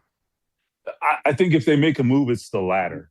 I think it would be someone becomes available and they claim him on waivers or sign him. I'm not expecting it per se, but I think if they did make a move, that's the way that one would go. And it's because, number one, they do want to see more of Tui Moalau. I don't think right now he's necessarily the starter. I think it's Arden Key opposite Leatu Latu. And that's probably appropriate. I think that's the right decision for right now. But I also don't think that Arden Key should be playing like 50, 60 snaps a game. Like, if that's the case, then Tui Moalau is not giving you anything. So he has to step up, and he has flashed here and there. He's got to be more consistent. So I think a big preseason for him. Let's see if you've actually developed. Let's see you go out there and dominate some of these backup tackles that he's going to face in the preseason. He has to pop in the preseason, in my estimation. Like, he can't go out there and and give some kind of half-ass performance because he's probably not going to be playing top-flying players. I want to see you go out there and show you're better than those guys. That's how you show you belong. So that's what I'm looking for. This is not to overstate this other thing I'm about to say, but I would definitely keep an eye on George Grum. I'm getting tongue-tied this morning. Sorry. George Gums, the rookie out of Florida. I don't know if he's ready. In fact, I think he's probably not ready, okay? Because he's still very, very raw, right? This guy, he's going to be in the wrong gap. He's going to maybe make a mistake here and there or whatever. But he is 100 miles an hour, 100% of the time. And I love that. And you see him with the backups in practice. You see him make a play every single day. Like, he's one of those guys, like Energizer Bunny. See the ball, get the ball. And I think there's a chance, maybe not at the outset, but I think eventually he's a guy that if he keeps up this development, that you can see him get some third down snaps and maybe be effective. There is a role for guys like that in the NFL where maybe they're not the most disciplined and maybe they're not the guy you trust in every situation. But when you just need a play and it's third and long, what the hell, right? I mean, what's the point? The point is to go get the quarterback, and he can do that. So I'm very interested to see more of him in the preseason. Stephen, what have we learned about the linebacker position for this group so far? We learned that they don't have a guy, right? And by that, I mean, a guy or two, frankly, who we could say, all right, those are the two guys, and we can move on to the other spots. And they don't even have to be great players, but at least those are the two guys, and they're the ones that are going to play, period. In fact, what we have is the opposite. We have Lou Anarumo saying, I think we might platoon these guys a little bit and in fact kind of specialize to a degree, meaning certain players play in certain situations or against certain matchups or opponents, or I don't know how it's going to go, but he is suggesting, in fact, not suggesting, he's saying that they could take that approach and they could be a team that just has guys in very specialized roles. Now, there is an argument for that.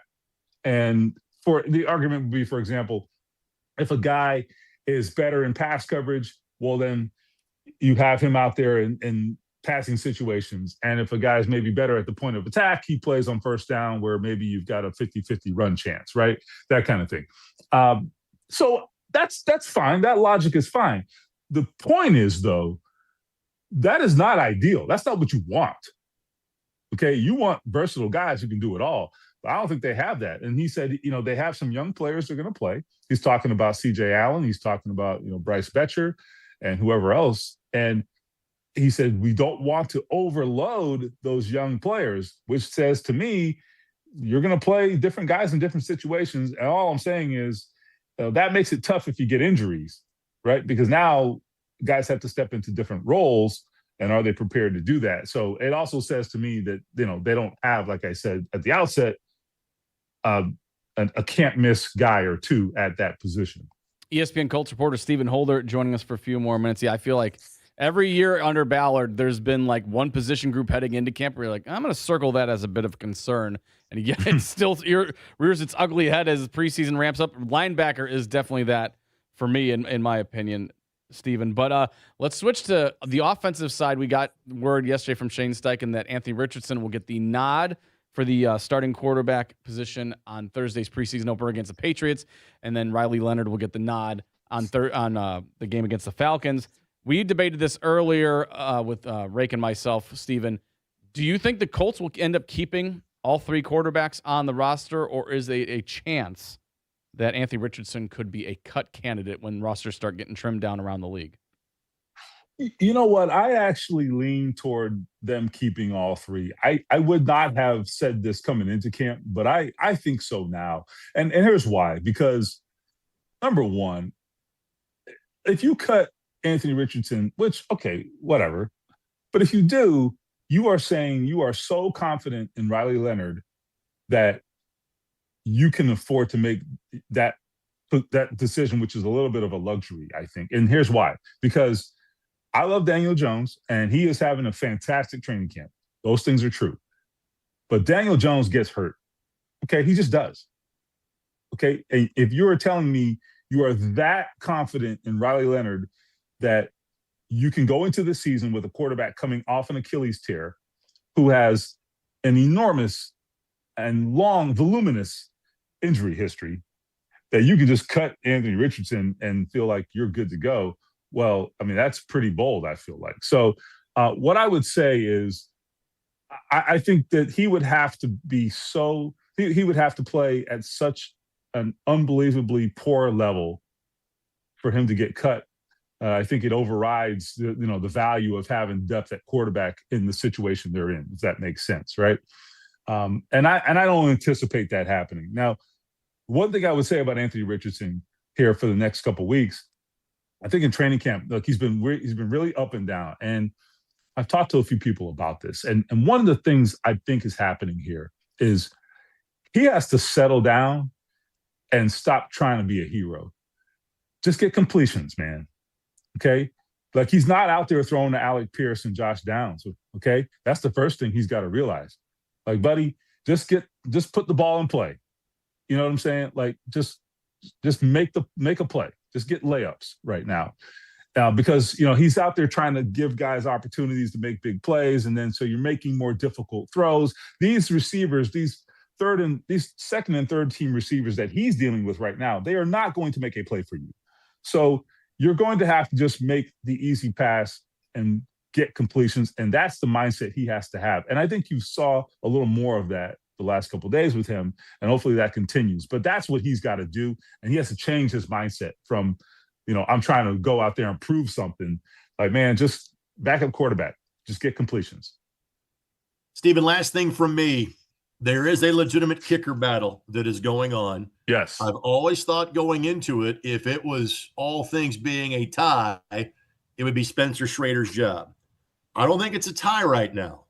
Just how big are the results in these 3 preseason games for both of these 2 young kickers?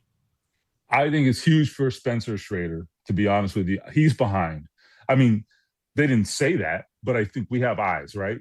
And we can see it. And it's no knock on Schrader. I don't think he's been bad. It's just that Groupie has just been crushing it in practice.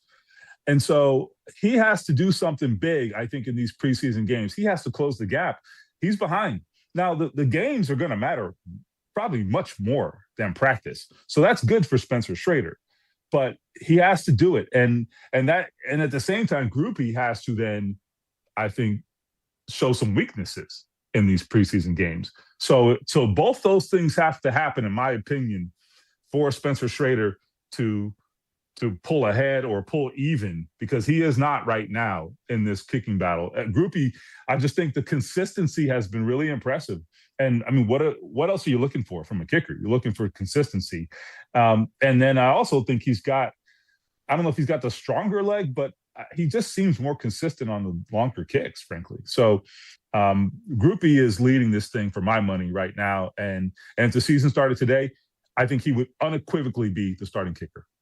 Stephen, appreciate the time. As always, my friend, enjoy the Thursday night opener against the Patriots, and we'll talk to you next week at this time at 8 o'clock. All right, you got it. See you Thank guys. you, sir. Stephen Holder, ESPN Colts reporter, does great work for them. He'll be out there for Thursday's preseason game against the Patriots. But right now, we have ESPN Patriots reporter Mike Reese joining us on the other side. So let's dive into a quick morning checkdown. The Morning Checkdown, brought to you by Suave Men Refreshing Face and Body Wash on 93.5 and 107.5 The Fan. Indiana Fever took care of business last night at Gainbridge, topping the New York Liberty 106-92. Kelsey Mitchell, 28 points. Caitlin Clark dropping her jersey number, 22 points for her. They combined 8 of 12 from three-point range. And as Rake said earlier, shot, 64% from three-point range as a team. So they dominated from long distance, and they moved to their 21st win of the season, moving up to 4th overall in the WNBA standings. And we look to get them win number 22 on Friday when they host the Dallas Wings. Rake, you got to watch all of that game. Any other big takeaways from that one that you witnessed? No, just the entire team was fantastic. And what Aaliyah Boston has done to become a three-point shooter and space the floor. Cunningham being a solid three-point shooter off the bench. Obviously, everybody made him yesterday. And because of Caitlin Clark, so much of the attention goes to her. But my God, Kelsey Mitchell. I mean, just ridiculous what she is doing from a shooting standpoint. You're almost stunned when it doesn't go in for her. So, again, just big night for the Fever last night. Yeah, some big decisions coming up for the Fever this next season, too, because Kelsey Mitchell, a free agent, she can get paid, and we've got a lot of big contracts that could be coming for the Fever. So it is a kind of a win-now situation for them. So good to see their offense is just red hot right now. So, again, they take on the Dallas Wings on Friday. Of course, that coverage right here on The Fan starting at 7 o'clock with pregame and tip-off at 7:30 on Friday night. Baseball on the diamond. The Cubs top the Nationals 8-6. Reds beat the White Sox out in Chicago 5-4 in 10 innings. Cardinals blanked the Phillies 2-0. Padres defeated the Brewers 11-2, so the NL Central gap closes down to 4 games between the Brewers and the Cubs. And the Miners out in Nashville, the Indians fell to the Nashville Sounds 6-5. They'll get back at it tonight as well. Other than that, Anthony Richardson named the starting quarterback for Thursday's preseason opener against the Patriots. We discussed that with Stephen Holder just a few minutes ago. Riley Leonard will play his backup, and then they will reverse those roles when they take on the Falcons next week. Coming up next, we've got Mike Reese of the longtime ESPN Patriots reporter, get his thoughts on what he saw out at Colts and Patriots joint practices. It was a pretty interesting one out there. We'll see what they had to say and who he plans to see suit up on Thursday night's preseason opener. It's Mark Dykton and Greg Rakestraw, Nick Rotocap on the ones and twos, Kevin Bowen and James Boyd back tomorrow, and we'll talk to ESPN Patriots reporter Mike Reese on the other side. Right now, though, let's get a weather update from Fox 59. Today's forecast from the Fox 59 Weather Authority. We're going to have another warm and muggy day with scattered showers and thunderstorms around. Strong to severe thunderstorms are possible once again. Highs will rise into the mid to upper 80s this afternoon. I am Fox 59 meteorologist Amber Hardwick for The Fan. One of the greatest lessons of high school sports is learning what it means to be part of a team. Belonging to something bigger than yourself is an experience every Hoosier deserves. That's why we're proud to partner with teammates like Ivy Tech, who believe in building a stronger future for Indiana. I'm IHSAA Commissioner Paul Knighting. And I'm Marty Polio, President of Ivy Tech Community College. Across Indiana, 160,000 high school students participate in education-based athletics. And more than 100,000 prepare for what's next through Ivy Tech dual credit programs. In the second classroom, they develop teamwork, discipline, and leadership. And through Ivy Tech programs, they build life skills through courses in math and English. And hands-on pathways like manufacturing and healthcare, different experiences. But built on the same belief that education matters. Because when we invest in them, we're building something bigger than any one program. A stronger Indiana. This is one state. This is one team. This is your IHSAA. You know what I could really go for right now? Literally anything that comes in a McDonald's carton, wrapper, or bag. Or a McDonald's cup. Yes, any of those items should do it. Thankfully, decisions are easier when you mix and match a Big Mac, Filet-O-Fish, or 10-piece McNuggets. Get any two for just $6. Price and participation may vary, cannot be combined with any other offer. Single item at regular price. Ba-da-ba-ba-ba. This is a special notice to U.S. taxpayers owing $10,000 or more to the IRS. Tax Relief Advocates is urgently notifying taxpayers that tax relief initiatives are now available that may significantly reduce or eliminate what you owe. If you're afraid of an IRS lien, levy, or wage garnishment, don't lose hope. You can now take advantage of these current relief programs to end all collections, reduce the amount you owe, and resolve your tax problem.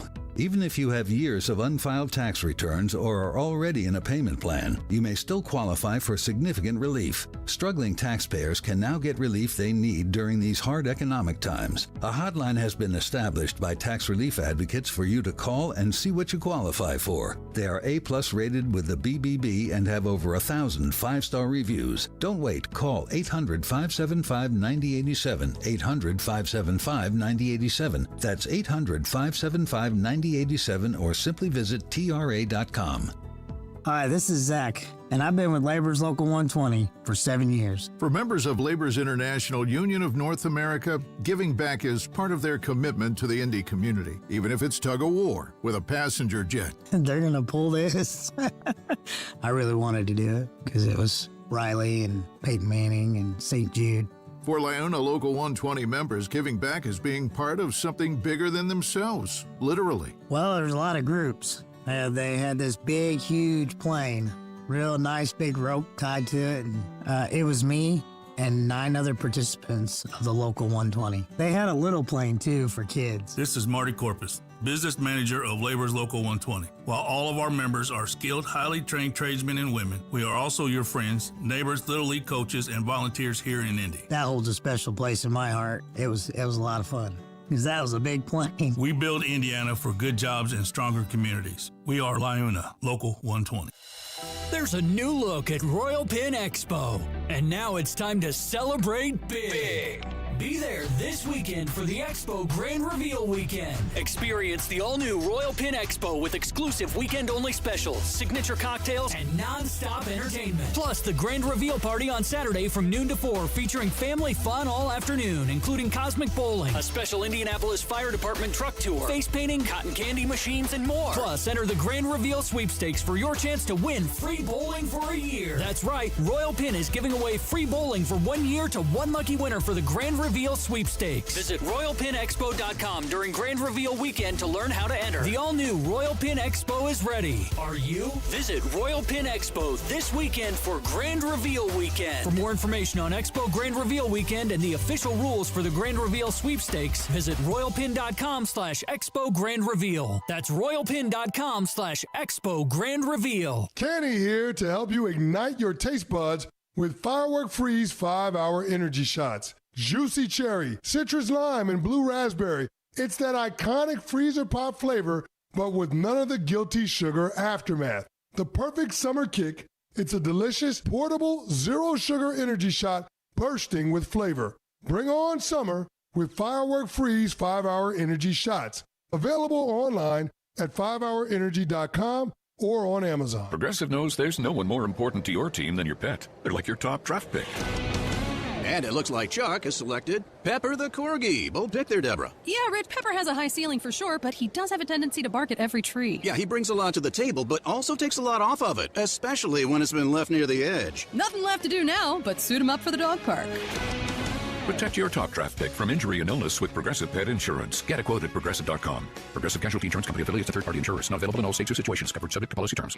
The Ride with JMV. When we see Alec Pierce out there is when I believe that Alec Pierce is going to be out there. I wish you could believe everything that you hear, but over the past 10 years, you rarely been able to believe everything that you hear. So I don't, and I know that it's not cool to wait and see, but I just gotta wait and see. The Ride with JMV. Weekdays 3 to 6 on 93.5 and 107.5. The Fan.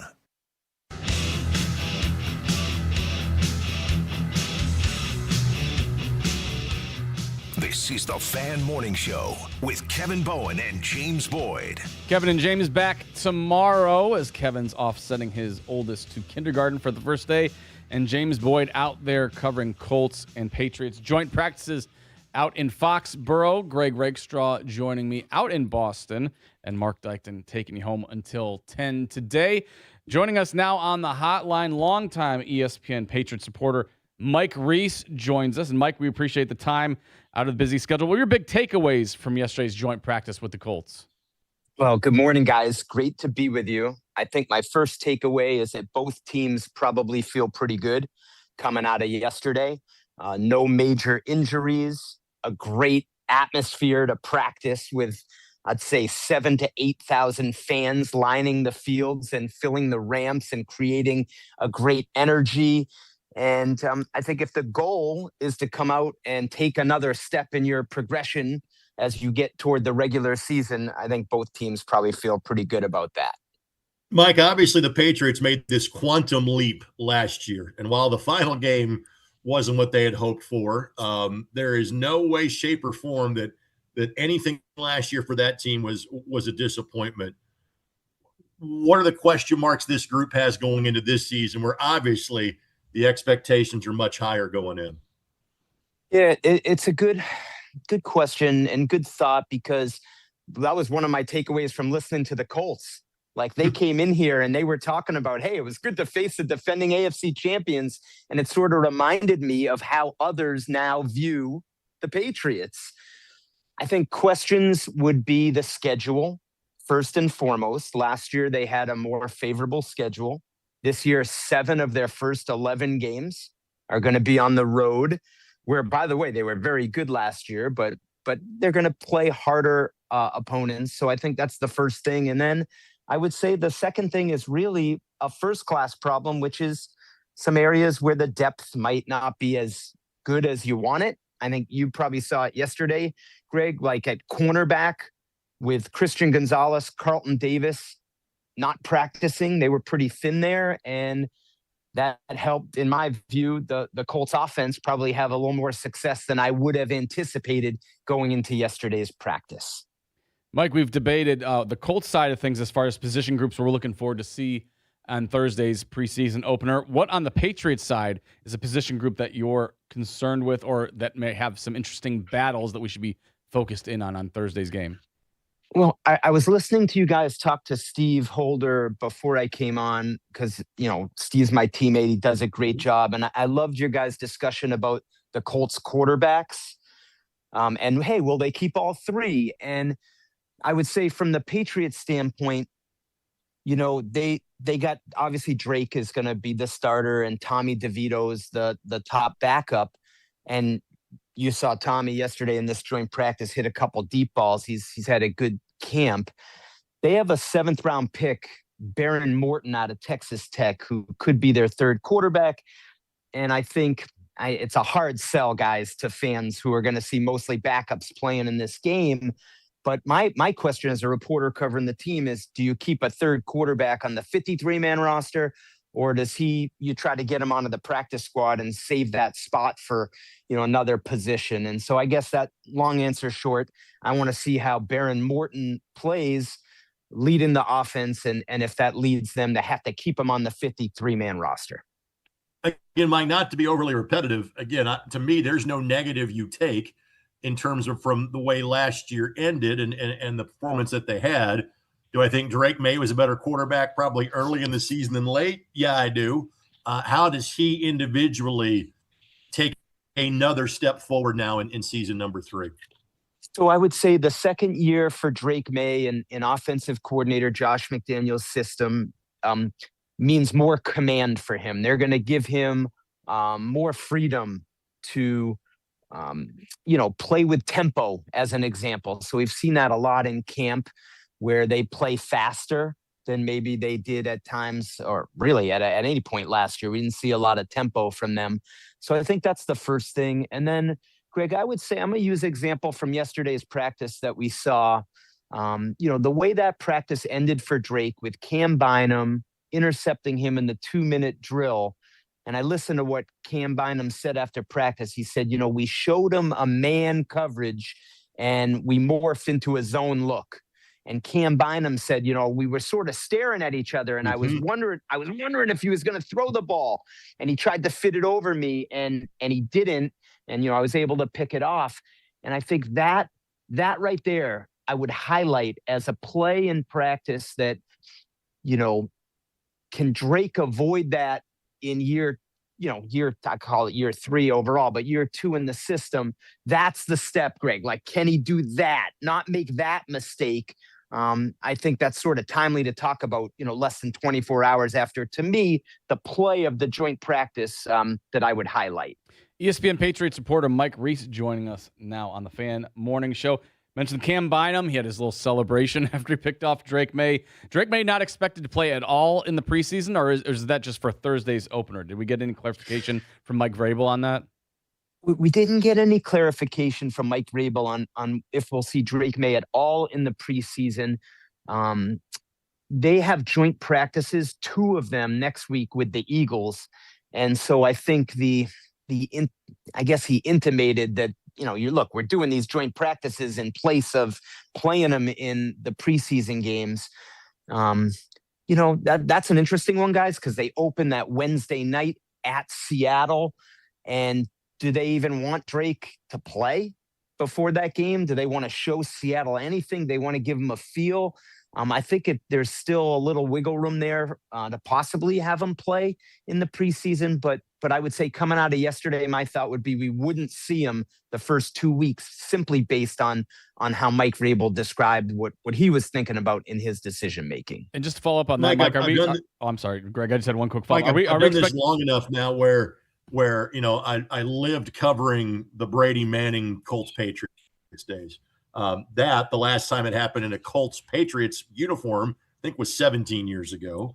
We're 12 years removed from Deflategate, which should age all of us at this point. In other words, like there is still this feeling from Colts fans, it's the Patriots. Like you're going to the Death Star, to play, tomorrow night's game. It's a preseason game. I get it.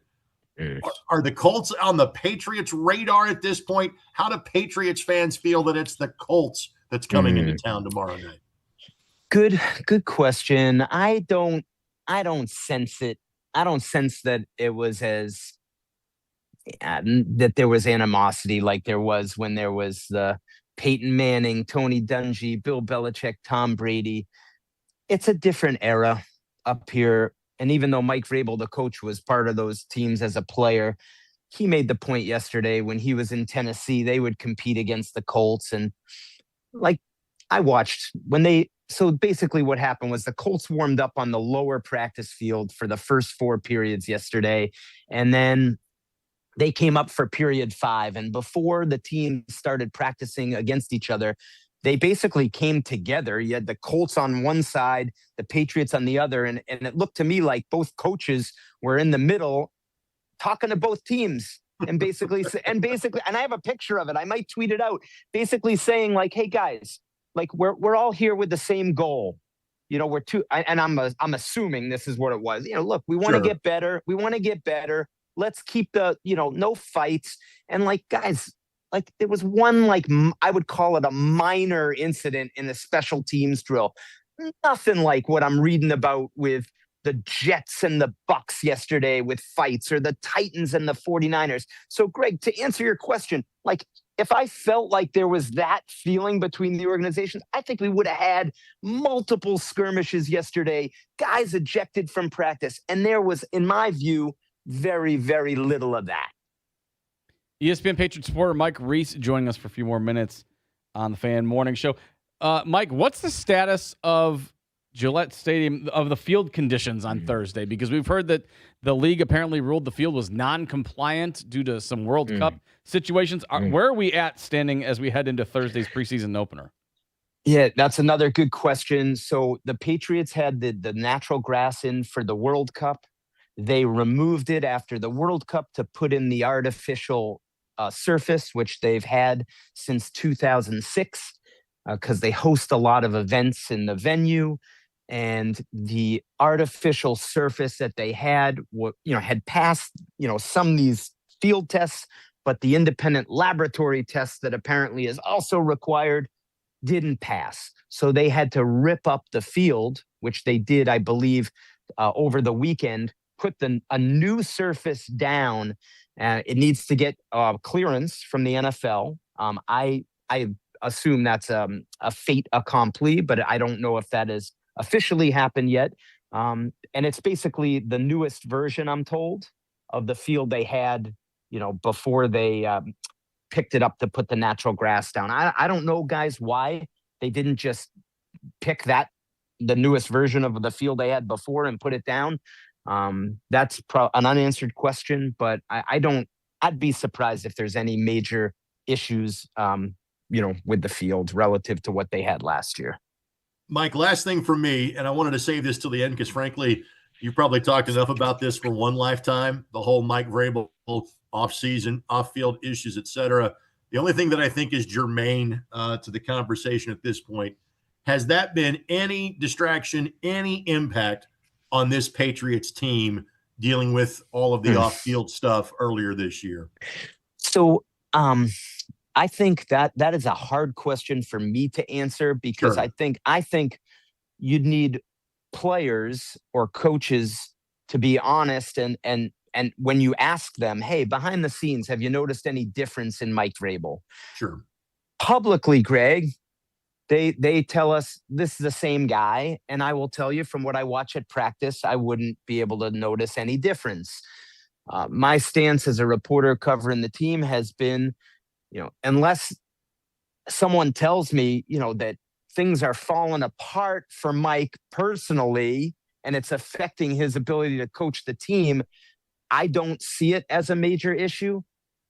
So there's been no signs that I've seen that would lead me to think that. Let's see what happens. They have a tough September. They lose some games. Maybe that percolates up a little bit. But to me, it feels like that one is passed. Mike, last one for me. Thoughts on Adam Vinatieri's Hall of Fame speech, and then what's his relationship with Bill Belichick and the team? It seems like it's a bit frosty. And he made that joke about Bill, but your thoughts on his speech and his relationship with the team? Yeah. So the speech, certainly I heard him say to Pat McAfee, he wanted it to be memorable, and it was memorable. And I think a lot of that's going to be like whatever your personal opinion is of whether a Hall of Fame speech should be like roast-like or be more traditional. I think his relationship with the team, I thought his reference to the being franchise tagged 3 times probably was telling, right, as to why there was maybe more Colts flavor in who presented him, and the tie he wore, all that. But he was on the radio, guys. Adam was up here in Boston yesterday on WEEI, one of the stations up here, and he talked about how Bill had mentioned to him like he wasn't going to be able to make it, that they've talked. Tom had a family vacation, Tom Brady, that he couldn't move, and that Robert Kraft, who wanted to be there, got stuck on the tarmac all day, that he got a call from him. So I think it's business-like relationship with the Patriots, that it's fine. I think it's probably more personal for him, meaning like in a good way with the Colts, meaning like there's more of a more good vibes, with the Colts for Adam. That's my sense of that whole thing. And I'm just going to put one bow on it, guys. I just want to relay one thing from practice yesterday. Grover Stewart, like I always knew he was good, but that was fun watching him yesterday. And man, he might be the best defensive lineman in the NFL that not enough people talk about. That was one thought I had coming out of practice yesterday that I just wanted to share with the listeners out in Indy, just because it's a different perspective from someone who really watches just the Patriots. Well, that's awesome, Mike. He's Grover Stewart's #1 fan out in Boston. ESPN longtime Patriots reporter Mike Reese, we cannot thank you enough for the time. So thank you very much, and we'll talk to you down the line. All right. Thanks for having me, guys. Great talking. Thanks, Mike. Mike Reese of ESPN. He covers the Patriots long time. May not like the team, but he is a damn fine reporter. So check out his work there. More with Greg Rakestraw and myself, Nick Rodecap, on the ones and twos. This is the Fan Morning Show on 93.5 and 107.5 The Fan. Kevin Bowen here, and when I'm doing some car shopping, I've got a checklist. I want to compare brands. I want to see advantages of new and used. Certainly this day and age, I want to hear about the hybrid model. Does it make sense for us? And you can do all of those things at the Andy Moore Group campus in Avon. 4 brands, 1 site. Toyota, Nissan, Kia, Volkswagen. Again, new and used. Plenty of inventory on site. Can compare brands and the hybrid models they have available to you as well. Rockville Road, Andy Moore Group campus in Avon. Tell them Kevin Bowen sent you. JMV here. I love small business owners in Indiana, and Verizon Business loves Indiana small business owners too. That's why Verizon Business experts come directly to you so you can spend more time doing what you love. Their experts show up on your schedule, ready to offer proven expertise and learn about the needs of your specific setup firsthand. And they won't quit until the solution fits, even as your business in Indiana grows. So save the time and stay where your business needs you the most. Verizon Business. Verizon.com/book today to schedule an appointment with your local Verizon Business expert. Hi, I'm Jacob, your friend and an actual jeweler craftsman at Shane Company. I'm proud to work for a family business that's been committed to the highest quality standards for nearly 100 years. Your dream engagement ring is designed for quality every step of the way. We set your diamond by hand, not with machines. Prong tips are beautiful and secure, and intricate details are thoughtfully crafted. At Shane Company, there's no shortcuts, just craftsmanship. because a friend knows true love deserves the highest quality. Visit us in store or at shaneco.com. Shane Company, your friend and jeweler. In the military, the mission was clear. You knew what to do. Now, the mission has changed. Stepping into civilian life isn't about finding a job. It's finding your purpose. I wanted a career that would leverage the skills and discipline I gained in the military. IT just felt right. My Computer Career offers class schedules that fit into your life and skills in high demand. Put your VA benefits to work. Visit mycomputercareer.edu/CWP to jumpstart your IT career today. An elite CompTIA certification partner. Financial aid is available to those who qualify, including VA benefits. Everybody, it is Kevin Bowen, and why did I choose We Grow Hair Indy to grow my hair back?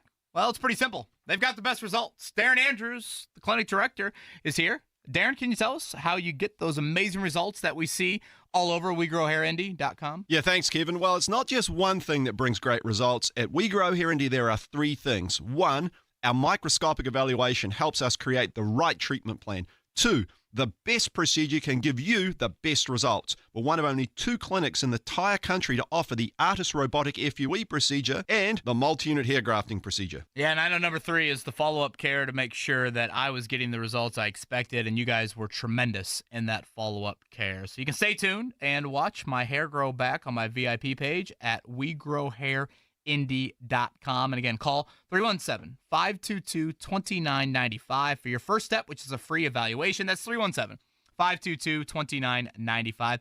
Get the results you want and grow your hair back. Download to see if you qualify. Not all customers will qualify. Transfer fees may apply. No Albert subscription required. Albert is not a bank. Albert Instant Loans are issued by FinWise Bank, member FDIC. Not an actual client. Terms apply. Kylie, what's wrong? I just got hit with a car repair bill. I'm behind on rent, and I feel like I can never save any money. Have you tried the Albert app? Albert is your financial assistant, helping you find ways to save and create custom budgets to actually grow your money. Plus, you can get up to $10,000 for big expenses or advance up to $1,000 fast when you need cash right away. Albert can get me up to $10,000? Exactly. Albert spots you in a pinch and helps you grow your money in the long run. I'm downloading Albert right now. Download the Albert app and use promo code CASH to borrow up to $10,000 for whatever you need. The Albert app helps you budget better and save more money so you reach your financial goals faster. Download the Albert app right now and use promo code CASH to borrow up to $10,000. Use code CASH to borrow up to $10,000. Everything costs more these days. Groceries, gas, all of it. So why pay $10 for body wash? Suave Men 2-in-1 Body and Face Wash cleans your face and body in one bottle. 80% of men agree Suave Men cleans just as well as the leading brands for half the price. Less than $5 at Walmart. Join JMV live this Friday from 3 to 6 at the Pivot Bar downtown for a special Indiana Fever pregame show presented by Hearst Lamontes Indiana Injury Lawyers. Win Fever tickets, gas cards, and more.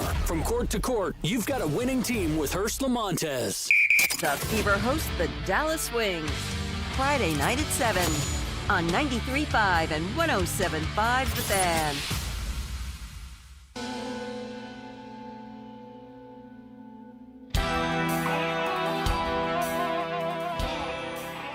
This is the Fan Morning Show with Kevin Bowen and James Boyd.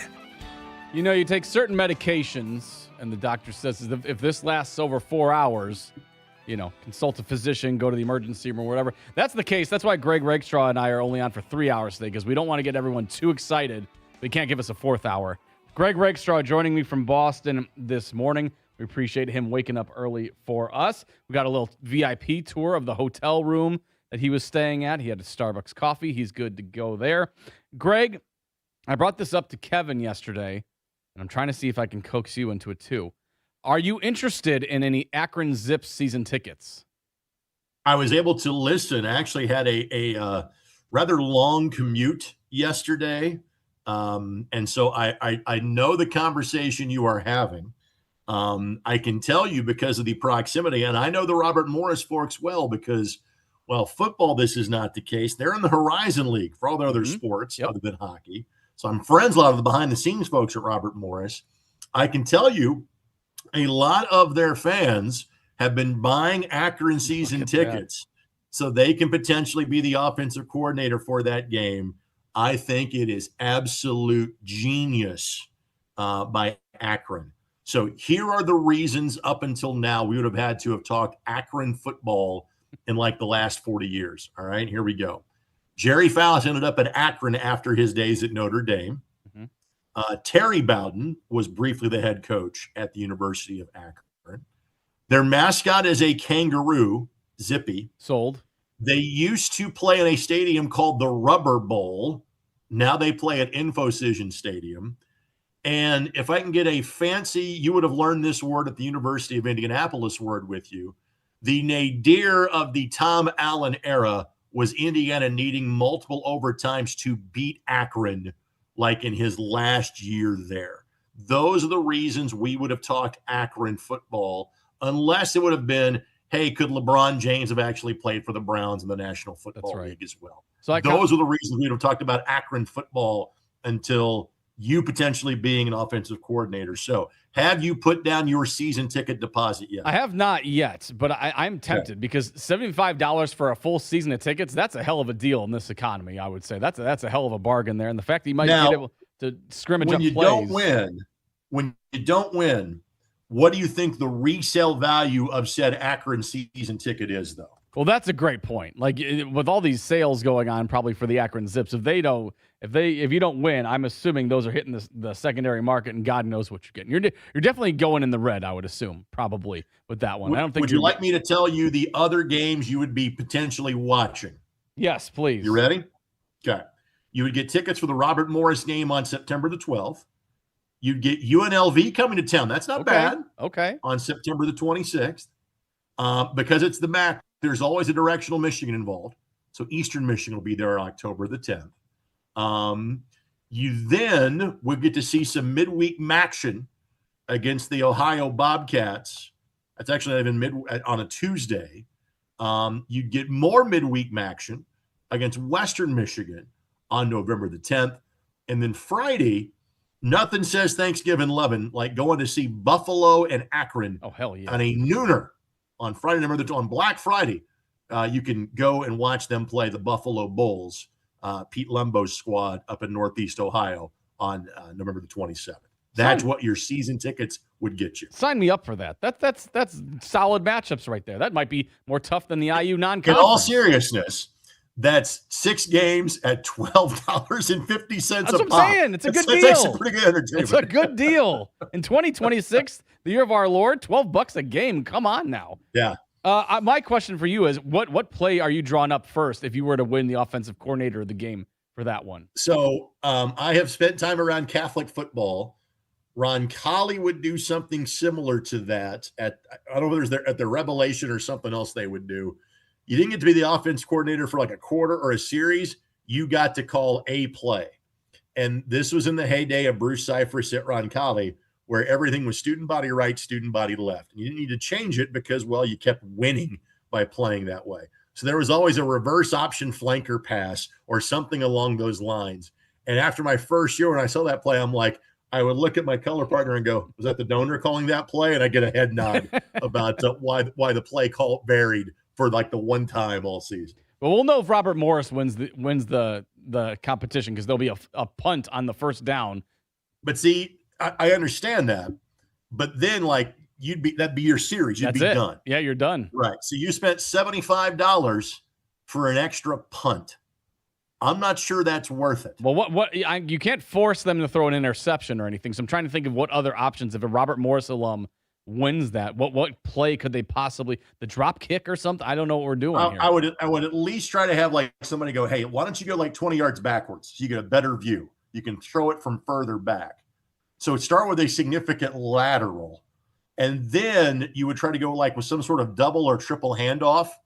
You've got to be more creative because you're trying to at least get like 3 or 4 plays out of this. Yeah. For your money's worth. Well, you want them to, you want maybe back in your own, their own territory. And do a 20-step drop. We're going to draw this off. Now we're going to do the triple option with the center carrying the ball. Let's see how back in the day, Dan Fouts would take a 13-step drop. You need to add to that just to be safe. Also, I'm curious what the offensive coordinator of Akron's thinking. Like, is he like, now, I guess we'll just hold off here. I think the folks from Akron have couched this is that you are going to work with the coach on the game plan. So it's not like you have full and complete autonomy to do whatever it is that you would like to do. You get to work with the coach on the offensive game plan. So $75 doesn't buy you the full litany of playbooks. You're not going. You're not going Statue of Liberty. You're not doing Music City Miracle or anything like that. Again, I try to relate everything to wrestling here with Mark. I'm on the You same are level. not Hulk Hogan being given full creative control here. Okay. Hold on now, brother. This is, you are working with the booking committee with this being the case. Okay, so Eric Bischoff is to my right as we're figuring this out. Well, we have till August 19th to buy tickets. I think what this needs to happen, though. Random drawing on August 19th. The winner gets to script the offensive play of the Buddy, that's next Wednesday. You better start fundraising. Time's a ticking. $75 whole. Time's a ticking. We'll dive into more of that. I need to get Rake's thoughts on Akron. Of course, we've got plenty of Colts talk on the way. And Fever discussion after last night's win over the New York Liberty and what Stephanie White had to say. One more hour left with the handsome duo of Greg Rakestraw and myself. Nick Rotacap on the ones and twos. Also handsome. A handsome trio. How about that? It's the Fan Morning Show on 93.5 and 107.5 The Fan. The Ride with JMV. You guys want to get into this weekend of basketball genius? What I have said about the WNBA is I want it to be about basketball. With this leadership, it's never going to be about basketball because it's not like anybody really rallies and then spotlights the talent they have because there is talent there. Your leader has to set the trend. The Ride with JMV. Weekdays 3 to 6 on 93.5 and 107.5 The Fan. What if you could have the most reliable fiber-powered Wi-Fi? And get this, what if you could keep it at the same price for 5 years guaranteed? Now through August 24th, new Xfinity customers can get our best price on gig Wi-Fi this summer before it disappears. Just $50 a month for 5 years. No annual contracts, no hidden fees, and our best equipment included. Plus, get online in minutes with same-day Wi-Fi. It's Wi-Fi that finds and fixes problems before you even notice them. Like super intelligent Wi-Fi with a sixth sense. Plus, it keeps you protected from online threats. And get Peacock Premium included for 2 years. Lock in your price and unlock the possibilities. Get it now at Xfinity.com. Xfinity. Imagine that. Restrictions apply. Requires paperless billing and autopay with stored bank account. Taxes and fees extra. Speeds vary. Use of fiber coaxial cable. Learn more at Xfinity.com/same-day Wi-Fi. If you're looking for a home improvement project, head to GalaxyConcreteCoatings.com. Outstanding work. We're talking indoor and outdoor concrete. When I say that, I mean this. Garages, basements, patios, porches, sidewalks, not just residential, workplace as well. We got a new sidewalk, new front porch at our home about 3 years ago, and thrilled with the results. I'm kind of reminded on a daily basis, you walk on that sidewalk every day. I see that front porch, and I saw a before and after picture from it from a few years ago, and was just blown away by what it used to be, and now I'm absolutely beyond happy with the look of our sidewalk and front porch. So again, indoor and outdoor concrete, it's GalaxyConcreteCoatings.com. Garages, basements, patios, porches, sidewalks, contact them today. The manufacturers upgrade the warranty from 15 years to lifetime. Indoor and outdoor concrete right here. The best in the business is Galaxy Concrete Coatings. Head to that website, GalaxyConcreteCoatings.com. They say age 40 is the new 20, and that's because guys in their 40s and older are walking around with the testosterone levels of their 20s. If you want the energy, drive, and libido of your younger self, go to Low T Center, like thousands of other men already have. Go to FixMyLowT.com and book your free T test today. The heart beats 100,000 times per day, pumps 60 to 100 times per minute, and pushes 1.5 gallons of blood per minute. That's 2,000 gallons a day. Like a car engine, the heart makes everything go.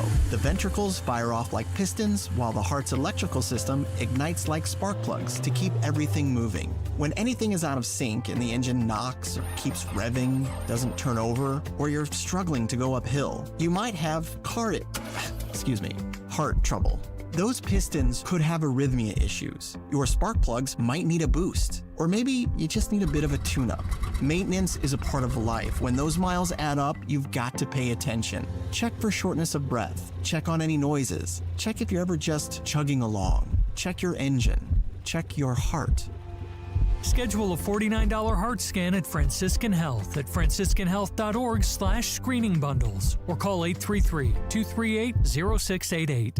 We all hear the radio ads about the IRS. They tell you to be afraid, to be scared, and they try to frighten you into calling. I'm not here to do that. Tax Relief Advocates is different. TRA is here to tell you that if you owe money to the IRS, whether it's $5,000, $50,000, or $500,000, we have a solution. It doesn't matter if you're sitting in your car, at work, or with your kids. No matter where you are, call now. 800-575-6759. Don't lose hope. TRA can eliminate or reduce what you owe to the IRS. Generous programs are now available that can give you a fresh start. Our passion is taxes and helping individuals fix their IRS problems. We have over 1,000 5-star reviews on Google and an A+ with the Better Business Bureau. You don't need to be afraid of the IRS any longer. End your tax nightmare today by visiting us online at TRA.com or call 800-575-6759. That's 800-575-6759. Tax Relief Advocates. Real solutions for real people. Live from the Hubler.com studios, you're listening to 93.5 and 107.5 The Fan. WIBC HD2, WIBC HD3, and WFNI Indianapolis. Wednesday Inquiring Company, the latest on the Colts out east, fever recap, and our first of Division I coaches to join for college football chat. That begins between 10 and 1 on The Fan.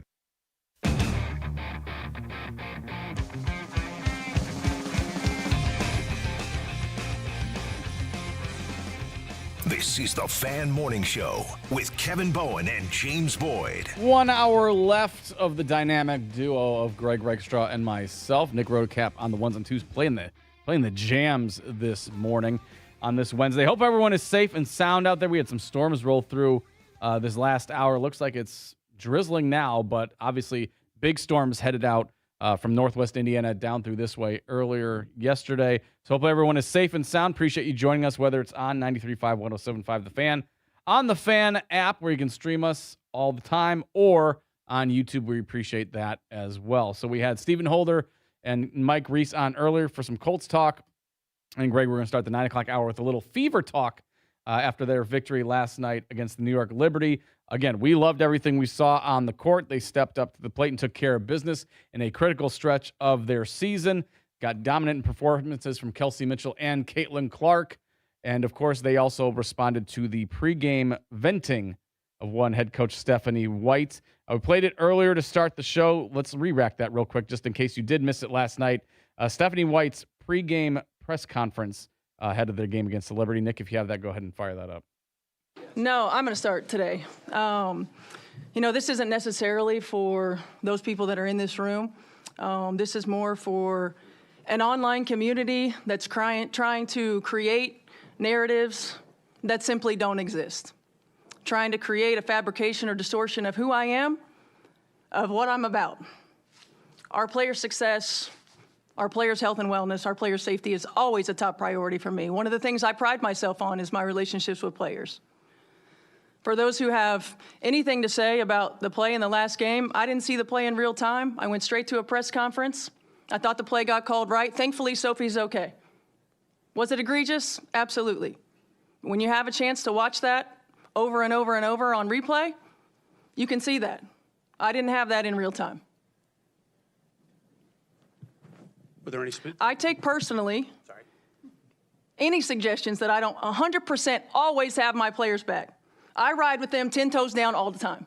All the time. They know that.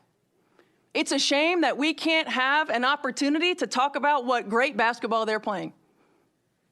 Because they are playing. The reality is, with me, I will always lead with love.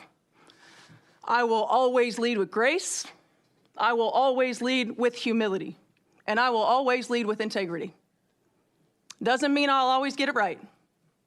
I'm also human. The hate, the fear-mongering, the divisiveness, the stuff that's trying to hijack our league will not win. It won't win. We are united. We are connected. We will not be divided. Every day these women put their ass on the line. Every day. When they go low, we go high. Love will win. Grace will win. Humility will win. And kindness will win. I stand by them. I will always stand by them. Everybody else can go to hell. An impassioned Stephanie White yesterday before the game against the Liberty, and Greg, we kind of talked about it earlier. I think what we agreed, set this off was the whole Stephanie White didn't defend Sophie Cunningham after the Dejanay Carrington incident and everything like that. So I think that was where she's like, okay, I can handle online criticisms. I can handle this and that. But when you're telling me I don't have the back of my own players, that's where I'm drawing the line, and I'm going to say some stuff now. So, even though I've not done radio full-time for, I guess, 8 years, and I've not done the full-time talk show thing, God, I'm old, in 17 years, I still think with the prism of a program director of a talk show host, especially when I'm in the parlance of one now, even from my hotel room. There are two things you need to clip, because Mark is great at this. So the guy that does all of the promos, the clipping, which music beds we play, that's the guy who's actually driving the bus today, and Mark Dighton. So from one professional to another, there's two things you need to clip to use on this show on a regular basis. All right. One, and don't worry, I'll clean this up. They are blanking playing. Okay. That needs to be like a like after every win, how'd they play? Boom, hit that on a tab. And then two, at the end of the show, it should be, and everyone else can go to hell. That should be the way the show ends now. Every day, from friend to friend. That's my recommendation. I'm writing this down. Any rake straw recommendation I write down. I still have Vito Provolone's written down. I'm trying to get out there, but Kevin and I were looking at I'm like, they're not open until 4. We need to go out there, but they need to get on line with the 4 o'clock opening. But yeah, I will definitely clip those. Those will be part of the show going forward. But I can't argue with what she had to say necessarily, because again, from everything that Caitlin Clark, Sophie Cunningham said after the game, we are a unified unit in the locker room. We're all together. We're not going to get separated from all this stuff. She's right. It is a shame we can't just talk about the basketball that they're playing, because they're playing a hell of a lot of good basketball. Their 21st win of the season last night against New York Liberty. And it's just this outside noise keeps coming, again, from political spectrums and everything like that. All these online things going on with this community and everything. So she eventually had to say, enough is enough. I'm standing up to this stuff and everything. But I also feel like there's just a community that is just against her no matter what she says. It's similar to it reminds me of kind of how Christy Sides was kind of, once the Fever got the first overall pick and got Caitlin Clark, and Christy Sides was the coach, they're like, she can't coach. Caitlin Clark's not going to listen to her and this and that. And I feel like now you've got a solid, strong coach in Stephanie White, who has, a quite great pedigree of head coaching experience, and now they're trying to chase her out of town too. So I don't know exactly what they want in a head coach for the Fever, this small minority of people that are booing her and everything like that. But at some point, it's going to be enough is enough, where, the stress of all this stuff is not worth it. While I love coaching basketball and everything like that, it might get to be too much at some point, where it's just a lot on the plate. And you're like, you know what? I signed up to be a basketball coach, not to be a social media, pariah and everything like that. I hope that isn't the case or anything, but I mean, we haven't, she's definitely limited her media availability and everything, just because it seems like every time she speaks, there's just this online outburst of people that just want her gone. And I don't understand it at all. I will say this, Mark, and this happens around the Olympics. It obviously happens around the World Cup. And for those that don't know, and this change happened maybe 10-ish years ago, what used to be the World Basketball Championships, one of the events that we've hosted in Indianapolis. Jake touched on that a few days ago. It's like the one thing that we got wrong for whatever reason that didn't click or didn't work well here was the year we had the men's World Basketball Championships back in 2002. But it's now called the World Cup. They do it on the men's side as well.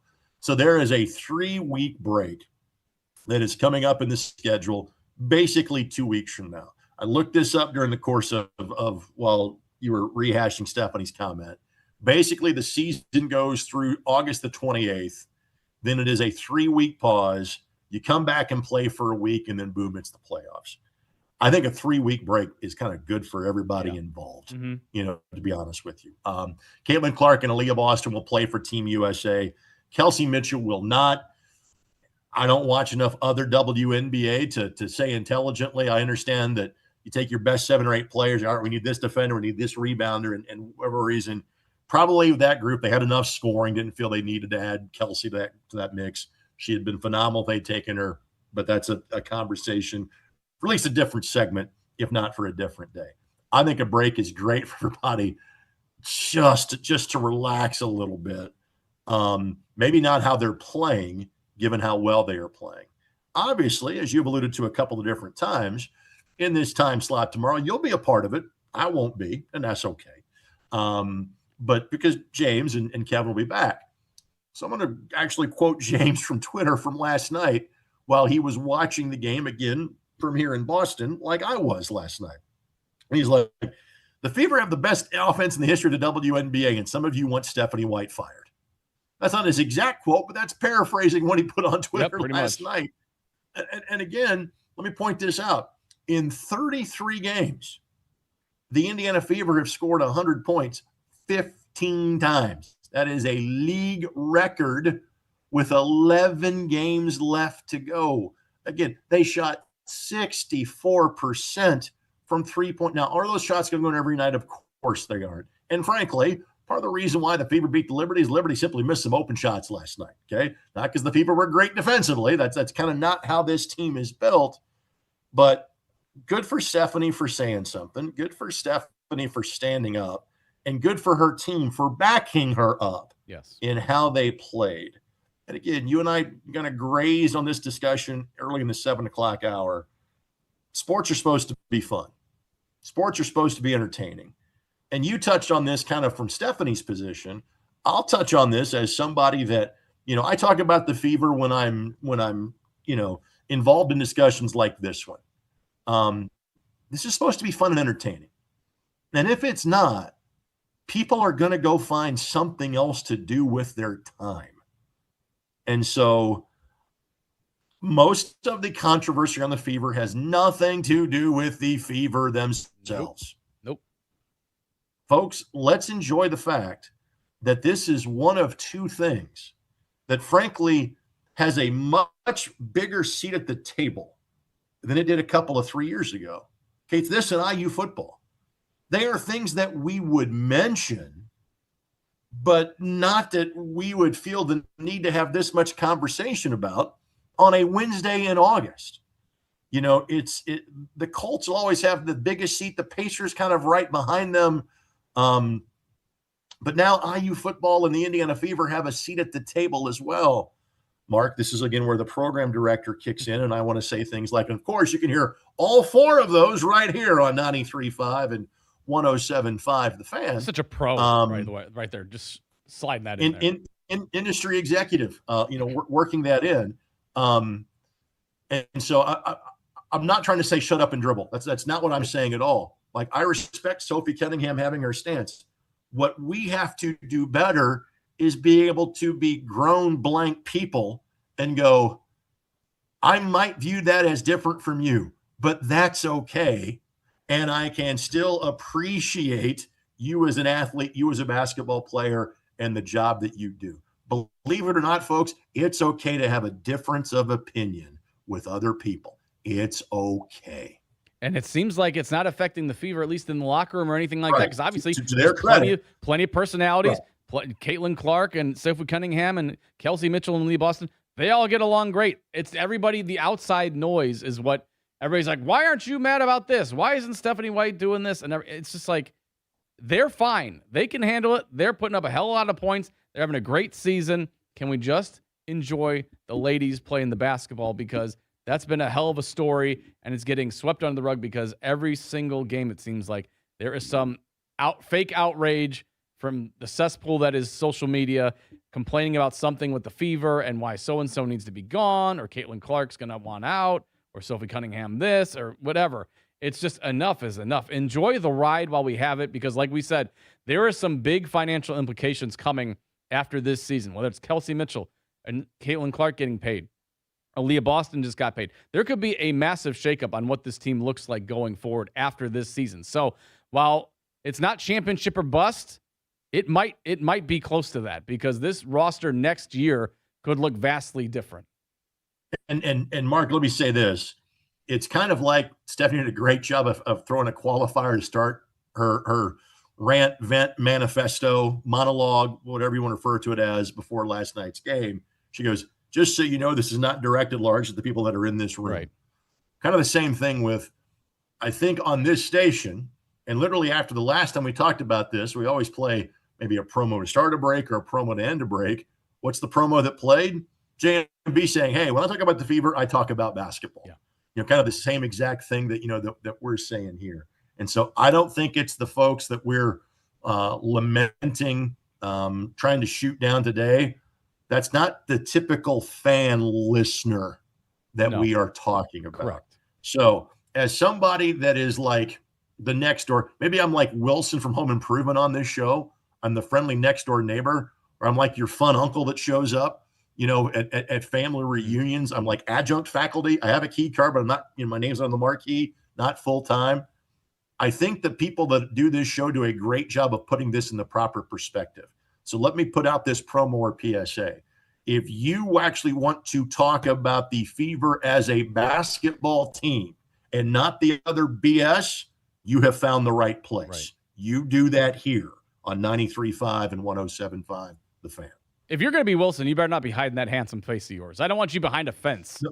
The funny thing is that I literally have one of my closest friends and the godparent of both of my children is my frequent golf buddy, Jeff Miller. We are no longer neighbors. We used to be. And literally, he knows he is the Wilson of my life. If there is something that has to be fixed, Uncle Jeff, can you help me? That's usually the way that this works out. Yes. Well, that's great to hear. I need a neighbor that's more handy. I was using a jackhammer. We all need a Wilson in our life, yes. Yes, I was using a jackhammer over the weekend. I was sweating like a holiday ham. It was insane. You're a man of many skills, Mark. Using a jackhammer does not strike me as one of them. Trust me, it's the first time, but I got it done. The concrete step is gone. But again, I sweat through like 4 layers of clothes, and I was like, good God. What I picked the worst. I hire people for stuff like that, Mark. I should have, and I didn't. But I was like, you know what? Maybe Ashley will be like, you know what? That's the guy I married. He can do it all. He might be kind of a dope. He might do things in the yard I'm not fond of, but he gets things done when he needs to. So there you go. As far as the Fever go, like we said, they take on the Atlanta Dream. I'm sorry, the New York, the Dallas Wings on Friday, and then the Atlanta Dream coming up later that week. A critical 3-game stretch for Fever. They went 1-0 there. But again, the standings for the WNBA, it is tight. So the Fever move up to 4th in the standings yesterday, and then they have the Wings, who are 8th currently, and then they take on the Atlanta Dream, who are 5th right behind them. So just like a couple games separating the 4th seed to the 8th seed. So they need to keep the winning streak going, keep that hot shooting going, and block out all the other BS noise that is going on around the team. Focus on the basketball, and they should be doing all right. Still got some time left before we get out of here today. Nick Rodecap's got a Colts question of the day. He's going to throw at Rake and myself in a little bit. But right now, let's hit a morning check down on this Wednesday morning. The Morning Checkdown on 93.5 and 107.5 The Fan. Well, we just talked a little Fever, but we'll get back to them momentarily. So let's go to the Colts side of things that was announced yesterday out at joint practices with the New England Patriots. Anthony Richardson gets the starting quarterback nod for Thursday's preseason opener. Shane Steichen said that Riley Leonard will back him up. And then on next week against the Atlanta Falcons, they will reverse roles. Also, Chris Ballard clarified wide receiver Alec Pierce did not receive a second PRP shot, despite numerous reports from Adam Schefter and others around there. So they said they're hopeful he'll be ready for week 1. Talked to Stephen Holder a little bit earlier about all that as well. So still hopeful Alec Pierce will get out there. By all accounts, Josh Downs and Tyler Warren look pretty good. The rest of the wide receivers was a bit of a struggle bus. Daniel Jones looks strong. Finished the practice with an end-of-game touchdown to Josh Downs. And Cam Bynum picking off Drake May as well in 11-on-11. Those are some of the highlights coming out of Colts Patriots. Again, they will take on the Patriots Thursday. Greg Rakestraw will be on the call for that. We've got pregame coverage starting early. Countdown to kickoff at 6:30. Colts and Patriots as well. Rick Venturi and Greg Rakestraw on the call for Thursday's preseason opener. Rake is busily learning all of the pronunciations for the 3rd and 4th stringers on both sides of the ball. Would you like me to let me know where I am on the notes at this point in time? So you were where? At offensive line earlier, you said that was the last hurdle, or there was a little bit more? No, I am working on the backup offensive lineman. Let me count here. I think I have 9 offensive lineman bios done.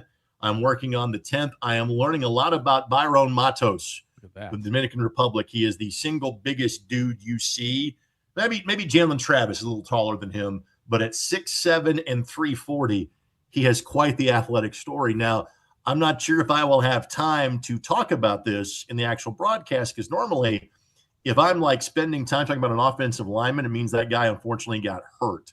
So would you like me to interrupt the flow of the morning check down by telling you more about Byron Matos, or save that for the last two segments of the show? I want to hear it now. We're in the zone here. Okay. Let's go.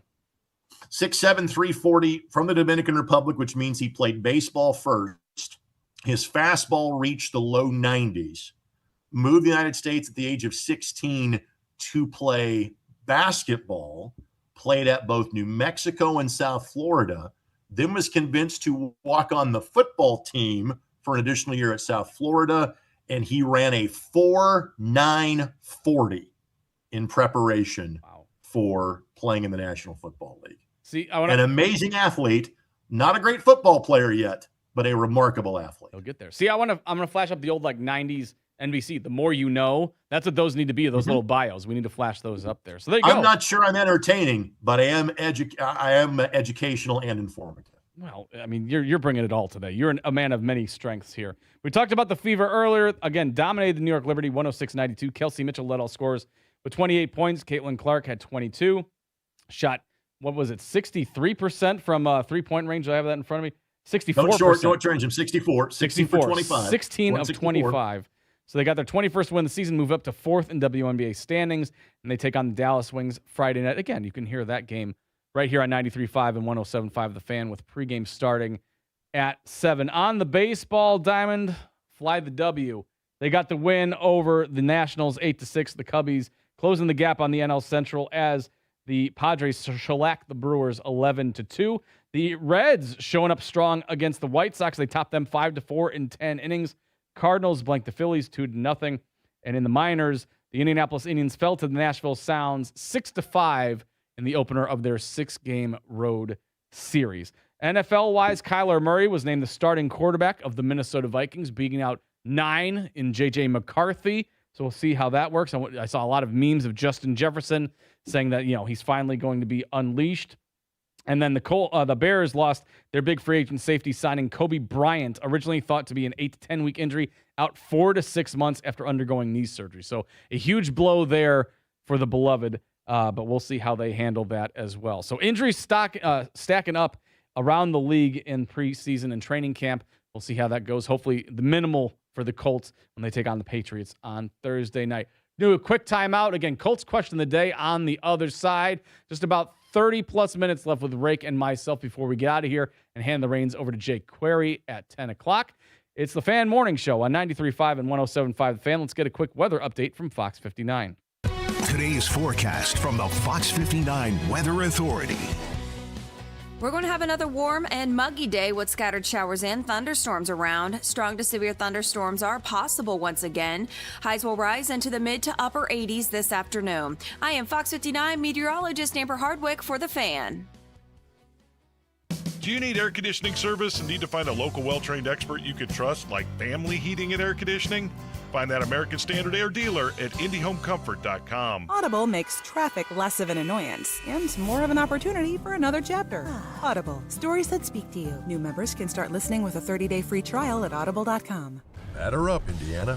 From home runs to hometown fun, the Indiana State Fair is knocking summer out of the park. Celebrate Military and First Responders Day today with more summertime fun and traditions. Visit with the animals, visit the new exhibits, and relax in over 30 indoor exhibits. Save time and buy online at IndianaStateFair.com today. The Indiana State Fair, always a hit. Presented by the Indianapolis Indians.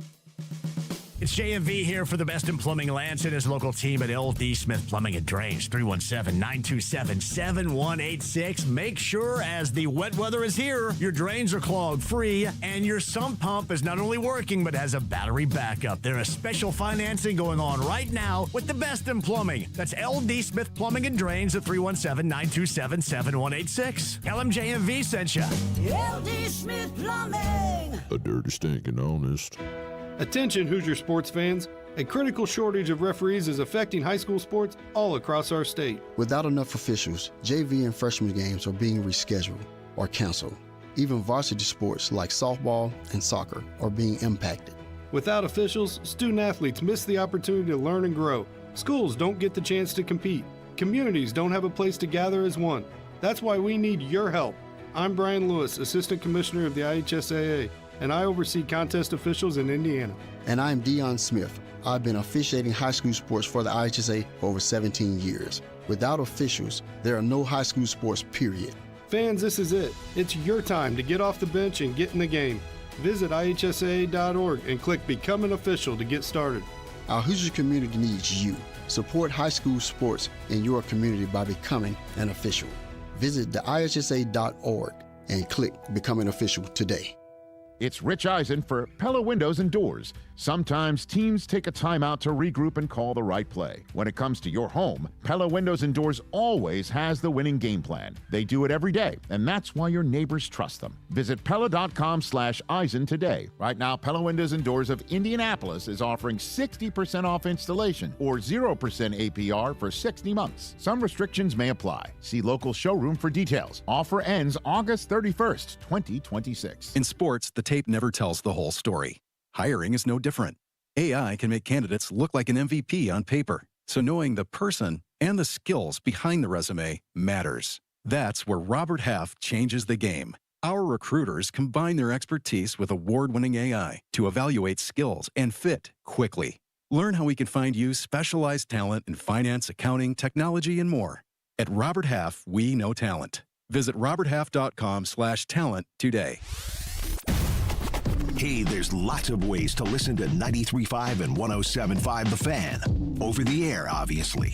Online at 1075thefan.com. On the free app, Google Play, App Store, your call. On your smart speaker, if you're fancy like that. Yeah, on YouTube if you're really fancy. And on our podcasts, whenever you want. We're not hard to find. If you can find it, anyone can. Hey.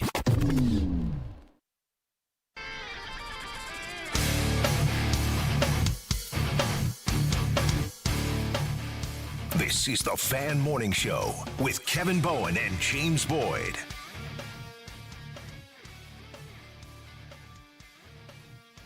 And so I did not bring an umbrella. I did not bring a rain jacket. So I'm going to probably get soaked if this weather holds up in the next 30 minutes when we get out of here. But it's myself and Greg Rakestraw before we get out of here. Kevin sending off his oldest to kindergarten for the first day, and James en route back to Indianapolis. Oh, boy, I see a poor employee running through the rain right now. No jacket, no umbrella. That's a horrible way to start a Wednesday, Greg. You are safe. What's the weather like in Boston right now? Are we sunshine and blue skies? Sunshine. Oh, my God. Yep. So, well, you're having a lot better Wednesday than we are over here.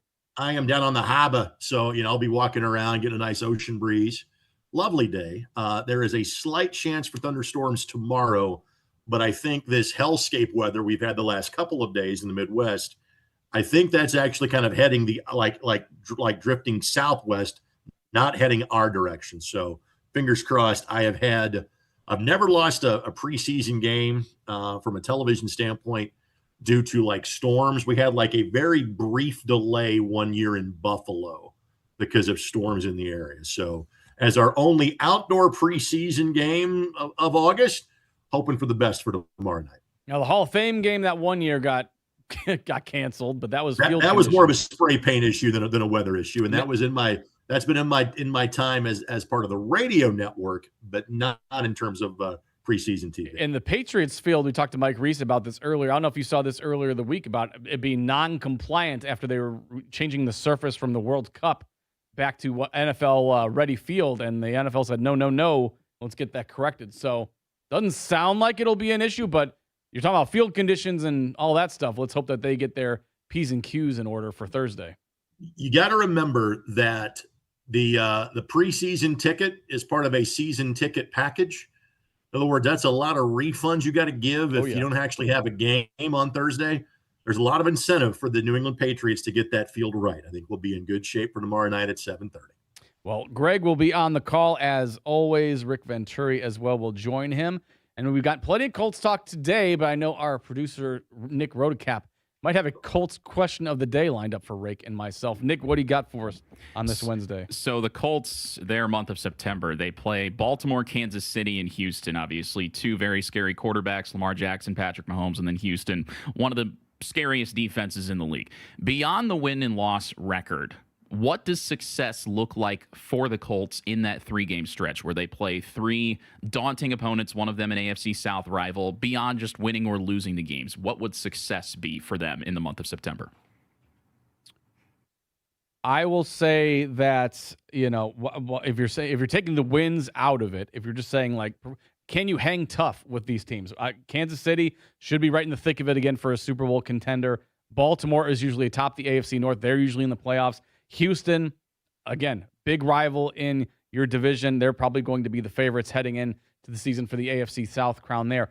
Can you at least be competitive? Can you keep these games close? I know we've talked about possibly the talent not being there on some positions for the Colts. Is the wide receiver group going to hold serve against some of these tougher defenses? Or are they going to be locked out? So the health of Alec Pierce, I think, is critical heading into these season openers and everything. But if we're taking wins out of it, I just want to see a competitive football team. I want to see more of the first half Colts we saw last season rather than the second half Colts we saw. I will not take wins out of it. I will say you simply have to win one of those games. And again, we're talking about Baltimore and Kansas City, what they have been, not necessarily what they were last year. And obviously Baltimore is in front of my mind because that was the first preseason game I had last year.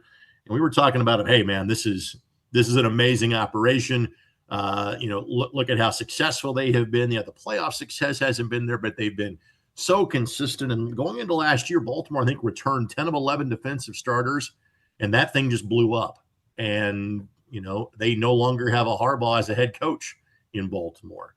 So we're kind of basing it on, hey, it's Lamar Jackson, it's the Baltimore Ravens, but what exact incarnation of the Ravens are we going to get? And for whatever question marks we have about Daniel Jones' injury, we have that about Patrick Mahomes too. Mm-hmm. Now, high-end Patrick Mahomes better than high-end Daniel Jones, of course.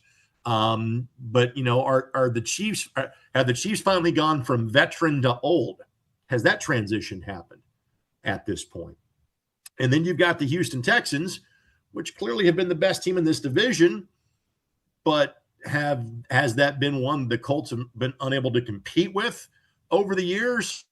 No, that's not been the case. So it is a very difficult opening stretch of the season for the Colts, but it's still one where your playoff chances are so much different at, say, 1-2 versus 0-3. If the Colts get through September 2-1, great. I think as long as they're not 0-3 going to October, going to that international trip, I think we can all feel good about that. And you said you're hoping they at least get 1-2, right? I'm assuming that one would preferably be the one against Houston. Preferably, but just get one. Yeah. Preferably mark their 3-0, and we get to kind of enjoy a rehash of last year where, hey, this great start, something new. Didn't work out that way at the end, obviously, of the season. But again, I tend to be much more when it comes to the National Football League. I'm very much a Bill Parcells. You are what your record says you are. And so, yes, I acknowledge how difficult the opening stretch of games are for the Indianapolis Colts. It's a results-oriented business. You still got to find a way to get W's. Would love them to be 2-1 or 3-0, but given the caliber opponent they're playing, don't be 0-3. That's the thing. You got to somehow, some way find a way to avoid. Wind out of sails if you go 0-3 right out of the gate, because then you're really, oh boy, I don't want to go down the road. Even if you expand the schedule a little bit further, if you just go to the end of October, so the first 7 weeks of the season, can you finish 3-4? I think 3-4 would be a solid showing for the Colts. Again, Baltimore at Kansas City, home against Houston, home against the Commanders, at Pittsburgh, home against the Titans, and then at Minnesota. Minnesota, again, just naming Kyler Murray as their starting quarterback. If you can go 3-4 in that first 7, I think you're in the sweet spot there. You're in the thick of it. You've had a brutal start, tough start to the schedule. But if you get through at a game under 500 or maybe even 500 or above, I think you're looking pretty good after we get into November. I would agree with that. Oh, again, I'd hope for a better record, but I understand as compared to last year where the schedule was backloaded, this time around the schedule is more front-loaded. Yeah, and again, the status for Alec Pierce, we still don't know. We're hopefully going to get some more clarification as the week rolls on. But Chris Ballard mentioned yesterday he refuted the fact that Alec Pierce reportedly got a second PRP injection in his surgically repaired ankle in June.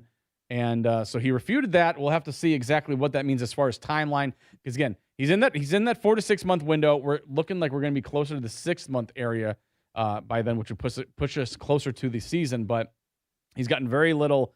He's not practicing with the team. He's doing little side sessions with trainers and whatnot. But what does that mean for the wide receiver group overall? Josh Downs has been a little banged up, and we've kind of been told outside of Pierce and Downs, and of course Tyler Warren, it's been quite the mixed bag for the wide receiver group. So does that lack of experience concern you, Rake, as we get closer to the preseason opener and into the regular season? You would like to see you said you've moved closer to wanting a veteran wide receiver addition made to this roster, but Stephen Holder mentioned he doesn't know if that's coming or not. Right. And so again, if everybody's healthy, I think what the Colts have in Pierce and Downs and Doolin and Westbrook, and again, knowing that Warren will get a wide receiver number of catches for this team, I think you're okay with that. But I think the margin for error is very small. And now if you don't have a fully healthy, 100% ready to go Alec Pierce, then yes, I would like a bit of an insurance policy. And so whether that is Keenan Allen, I'm not sure how many other great, using the air quote, options there are available. So I am one that is probably, I was fully on, hey, Norman Dale, this is your team, at least the wide receiver position going into the preseason. I now maybe am hedging that bet a little bit, a couple of weeks after seeing these guys in workouts, training, etc. Some other wide receivers I'm looking at that are out there right now, aside from Keenan Allen, DeAndre Hopkins is still out there. Tyreek Hill, but he's recovering from a serious knee injury, and he was saying he still doesn't have full feeling in there. So I don't know if you can even count on him for anything. And then there's some other, Marquise Brown, or I think Marquise Brown might have gone somewhere.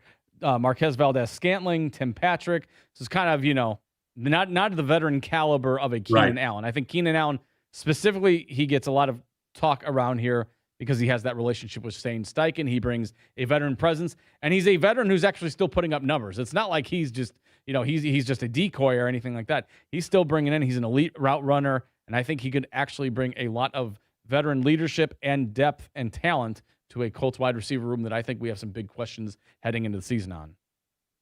I would agree with that. So we'll do a little more discussion about the Colts. Again, the Fever got taking care of business against New York Liberty.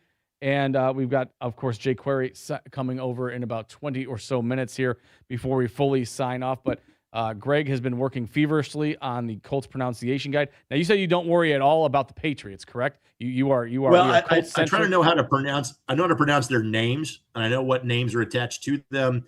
And I try to have like a handful of offensive stats about their guys. But so much of what I do is going to be Colt. Like even when the Patriots have the football, like it'll be, hey, Brown on the carry. Hey, what a great play made by so-and-so. I'm talking about the Colts element of the play. Normally in a broadcast, you will talk significantly more about the offense than you do the defense. Not the case here. Everything will be Colts offense, Colts defense, with a smattering of so-and-so made the tackle for the opposite team. So-and-so had the catch for the opposite team. But everything is done from a Colts blue wearing glasses perspective. That's what I do like about the NFL preseason is like you don't get the homerish calls usually on NFL Sundays and whatnot. But NFL preseason is where you get the homerish calls because that's where the local broadcasters are and all that stuff. So if you want to know more about your team, if you're like, okay, let me re-rack my brain about this 53-man roster, what are we looking at, where are the position groups I need to focus in on, Rake and Rick Venturi will have you covered coming up on Thursday night. So again, we are on kind of all around the state of Indiana. I think we're also on in Honolulu. We've got an affiliate out there as well. Aloha. Exactly.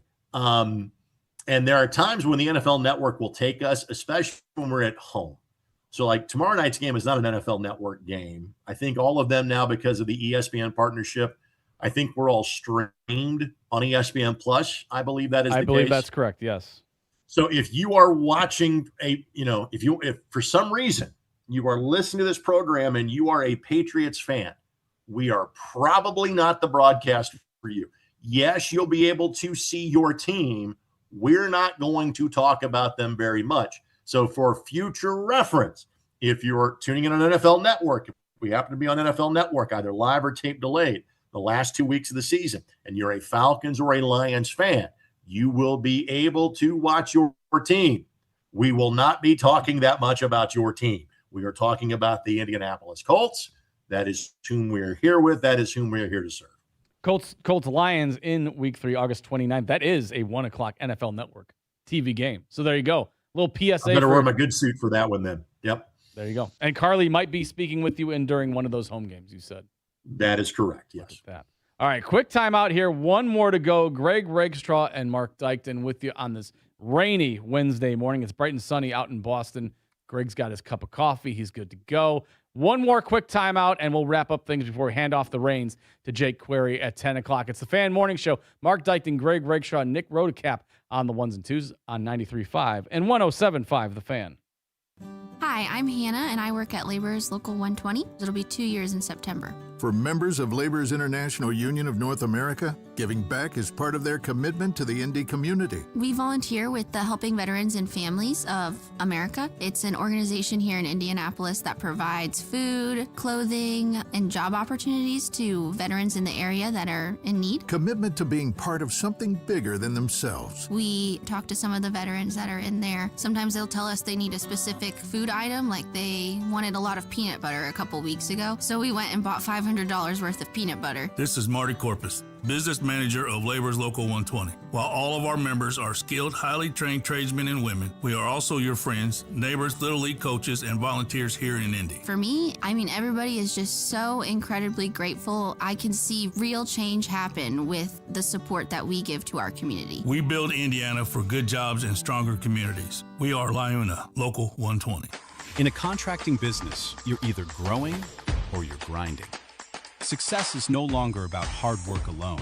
It's about using AI to accelerate impact. Service Titan is the only integrated intelligence that seamlessly automates your entire workflow, from first call to final invoice. Born in the trades, built for visionaries ready to stop operating and start automating. Service Titan, AI for the trades. Shh, here it comes. Surprise! The people above your catering business are doing major construction, and the drilling is only during business hours. It's so loud. Progressive knows small business owners usually don't like surprises because they cost you money. But a good surprise that could save you money, getting personalized discounts on a commercial auto quote with Progressive. Also, that isn't powdered sugar on the floor. It's plaster from your ceiling.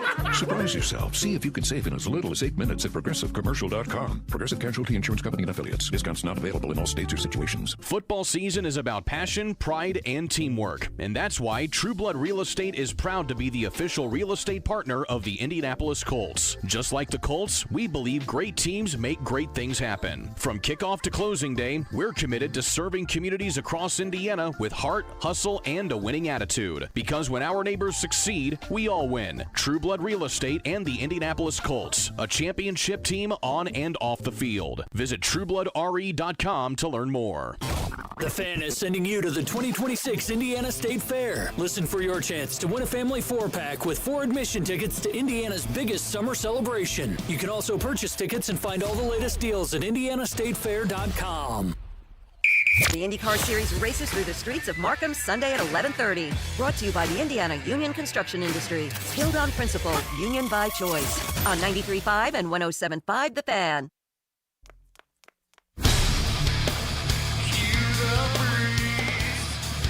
This is the Fan Morning Show with Kevin Bowen and James Boyd. One more spin with Mark Dykton and Greg Rakestraw before we get out of here and hand off the football to Jake Query at 10 o'clock. Avenged Sevenfold bringing us back. Shout out to Nick Rodecap for bringing the jams this morning. Greg, I have a texter has chimed in. This Eddie Garrison fellow, I don't know if you're familiar with him. We've had some debates. He said, ask Rake about how to pronounce Austin Ajaki.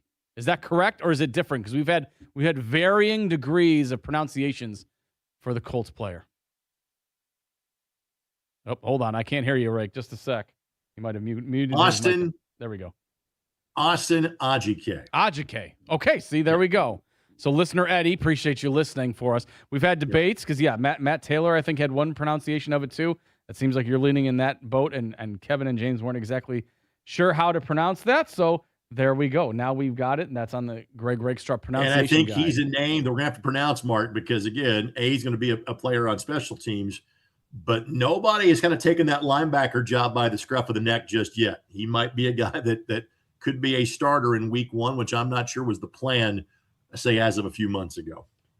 And you've been out at Colts camp quite a bit when they're out at Westfield now. Do you have any overarching big takeaways from what you've seen as far as position groups of concern? Like linebacker, you said that not really anyone is separating themselves right now, which could be quite concerning, I would say, heading into the preseason opener and everything. But is there any other position groups that you're like, ooh, they're looking a bit more impressive than I thought, or I have more concerns than I originally began to think? The only starting position, not treating the kicker as a starting position where there is still a camp battle going on.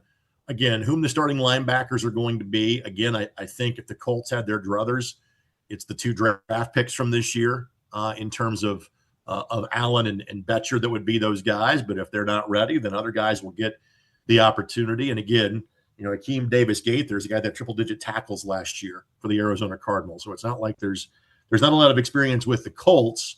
Only Ajike and Jalen Carlisle are back that have had any experience with the Colts. Everybody else is new, rookie, whatever the case may be.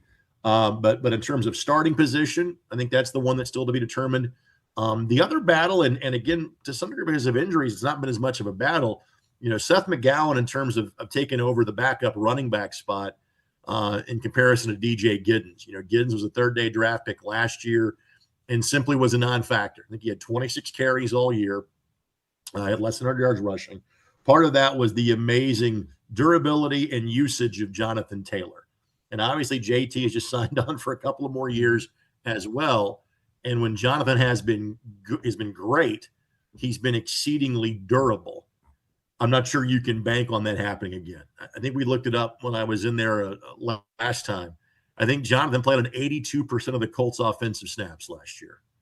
That's great that he did that. I'm not sure as a running back you can bank on that happening. So either Giddens gets more of an opportunity or McGowan forces his way into an opportunity, and he has looked good in camp. So much of the attention tomorrow night and, frankly, next Saturday is going to be on Anthony Richardson and Riley Leonard, and I understand that. But watch the guy carrying the ball wearing number 20. He's looked good without really being able to be hit. They're going to be able to hit him on Thursday. How does he look then? So look for McGowan on Thursday night. He's had a hell of a camp. Matches how good he's looked in camp so far. Yeah, hell of a camp from everything I've heard. I think Kevin, when they released the unofficial depth chart, that was one where he's like, I would probably bump McGowan up to 2 right now behind Taylor and all that, because DJ's been dealing with some injuries, so that may play out that way regardless, Mark. AT in Zionsville on the text line 317-239-1070 said, guys, can we get your take on former first-round pick and Notre Dame defensive tackle Jerry Tillery is going to be a valuable backup or even make the roster? Rake, you've been out there. Have you noticed Jerry Tillery at all out there? Not particularly. And again, he is a veteran. But, Leatu's your left defensive end. DeForest Buckner just got back into, 11 versus 11 activities. Obviously, Grover Stewart's played well enough that Mike Reese felt it was worthy of just making sure we mentioned him. We take Grover for granted around here. You heard what Steven had to say. Maybe it's Arden Key right now in terms of starting right defensive, and that's going to be a rotation. Where there has been room has been kind of at the backup defensive tackles. Adetomiwa Adebawore is probably going to be one of those and played more of a role last year. He's in the last year of a 4-year rookie deal out of Northwestern as a mid-round draft pick.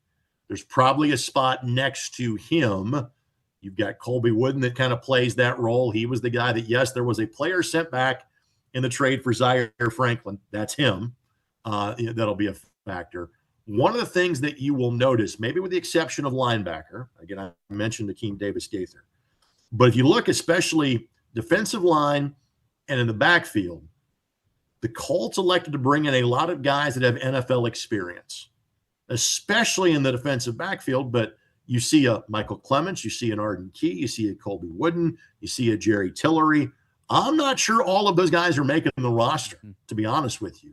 But there's a lot of guys that have NFL experience that you'll see playing tomorrow night that are kind of fighting for a job. So I hope Tillery makes an impact. I'm not sure he's going to. And they say with the joint practices, you're getting eyes on these Patriots players too. So if it does come down to, that guy's kind of impressive at a position we could need, and maybe he gets the scissors in New England, we can give him a dial and bring him into Indianapolis as well. So you're always doing a little bit of scouting as well to see what's kind of out there from the opponent standpoint as well. Any thoughts on the Cam Taylor-Britt suspension and how much that's going to impact the Colts in week one, really? Because that came out over the weekend, and it kind of went under the radar. But I feel like, especially with some positions of need, that could be depth possession issues on the secondary. Correct. In theory, you're going to be as healthy as you ever are going into week one of the season.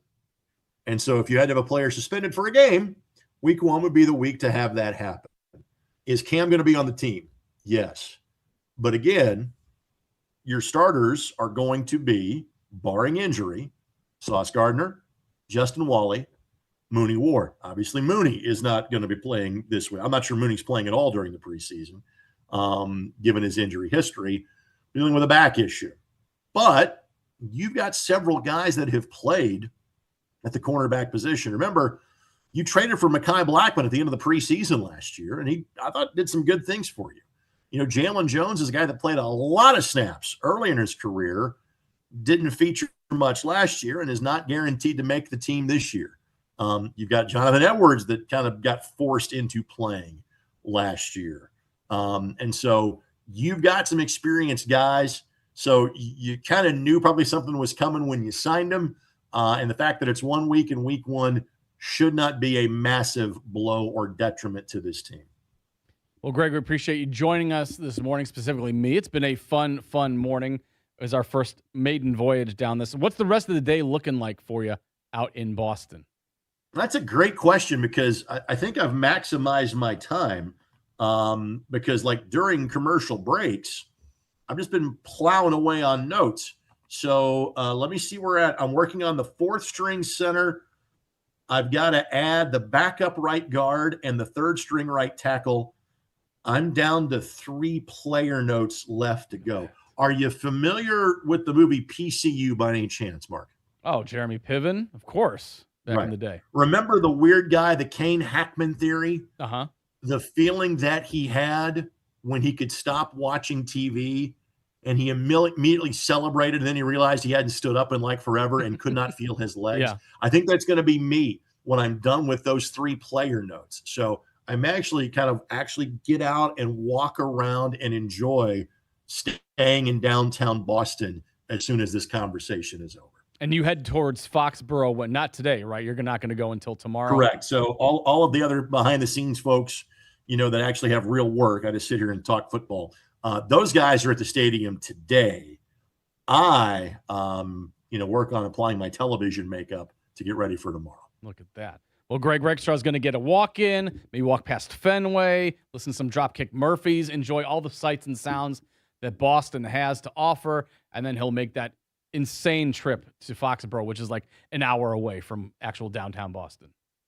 Yeah, the Uber on the way home Thursday is not going to be fun. No. Now, are you flying back Friday morning, or what's the plan here? Because are we going to talk to you on Friday or no? We're on the first flight back. So I vividly remember doing a Saturday game in Buffalo a couple of years ago where my wake-up call was 3:30 a.m. That is not the case this time. We're taking a mid-afternoon flight, and so I get to actually sleep in and maybe have a celebratory drink after the show on Thursday night, just maybe. Look at that. So we might talk to you Friday morning then. You might be available for usual Friday hits. I will not have a problem being on this program in this same fashion, 8 a.m. come Friday morning. Well, Greg Rexstraw, safe travels out in Boston. Enjoy your time. It was a hell of a good time this morning. Appreciate you joining me, and we'll look forward to your call tomorrow night with Colts Patriots. See you, pal. Thank you, sir. Thanks for joining us. It's the Fan Morning Show. Kevin and James back tomorrow.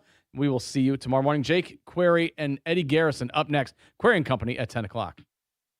The Ride with JMV. When we see Alec Pierce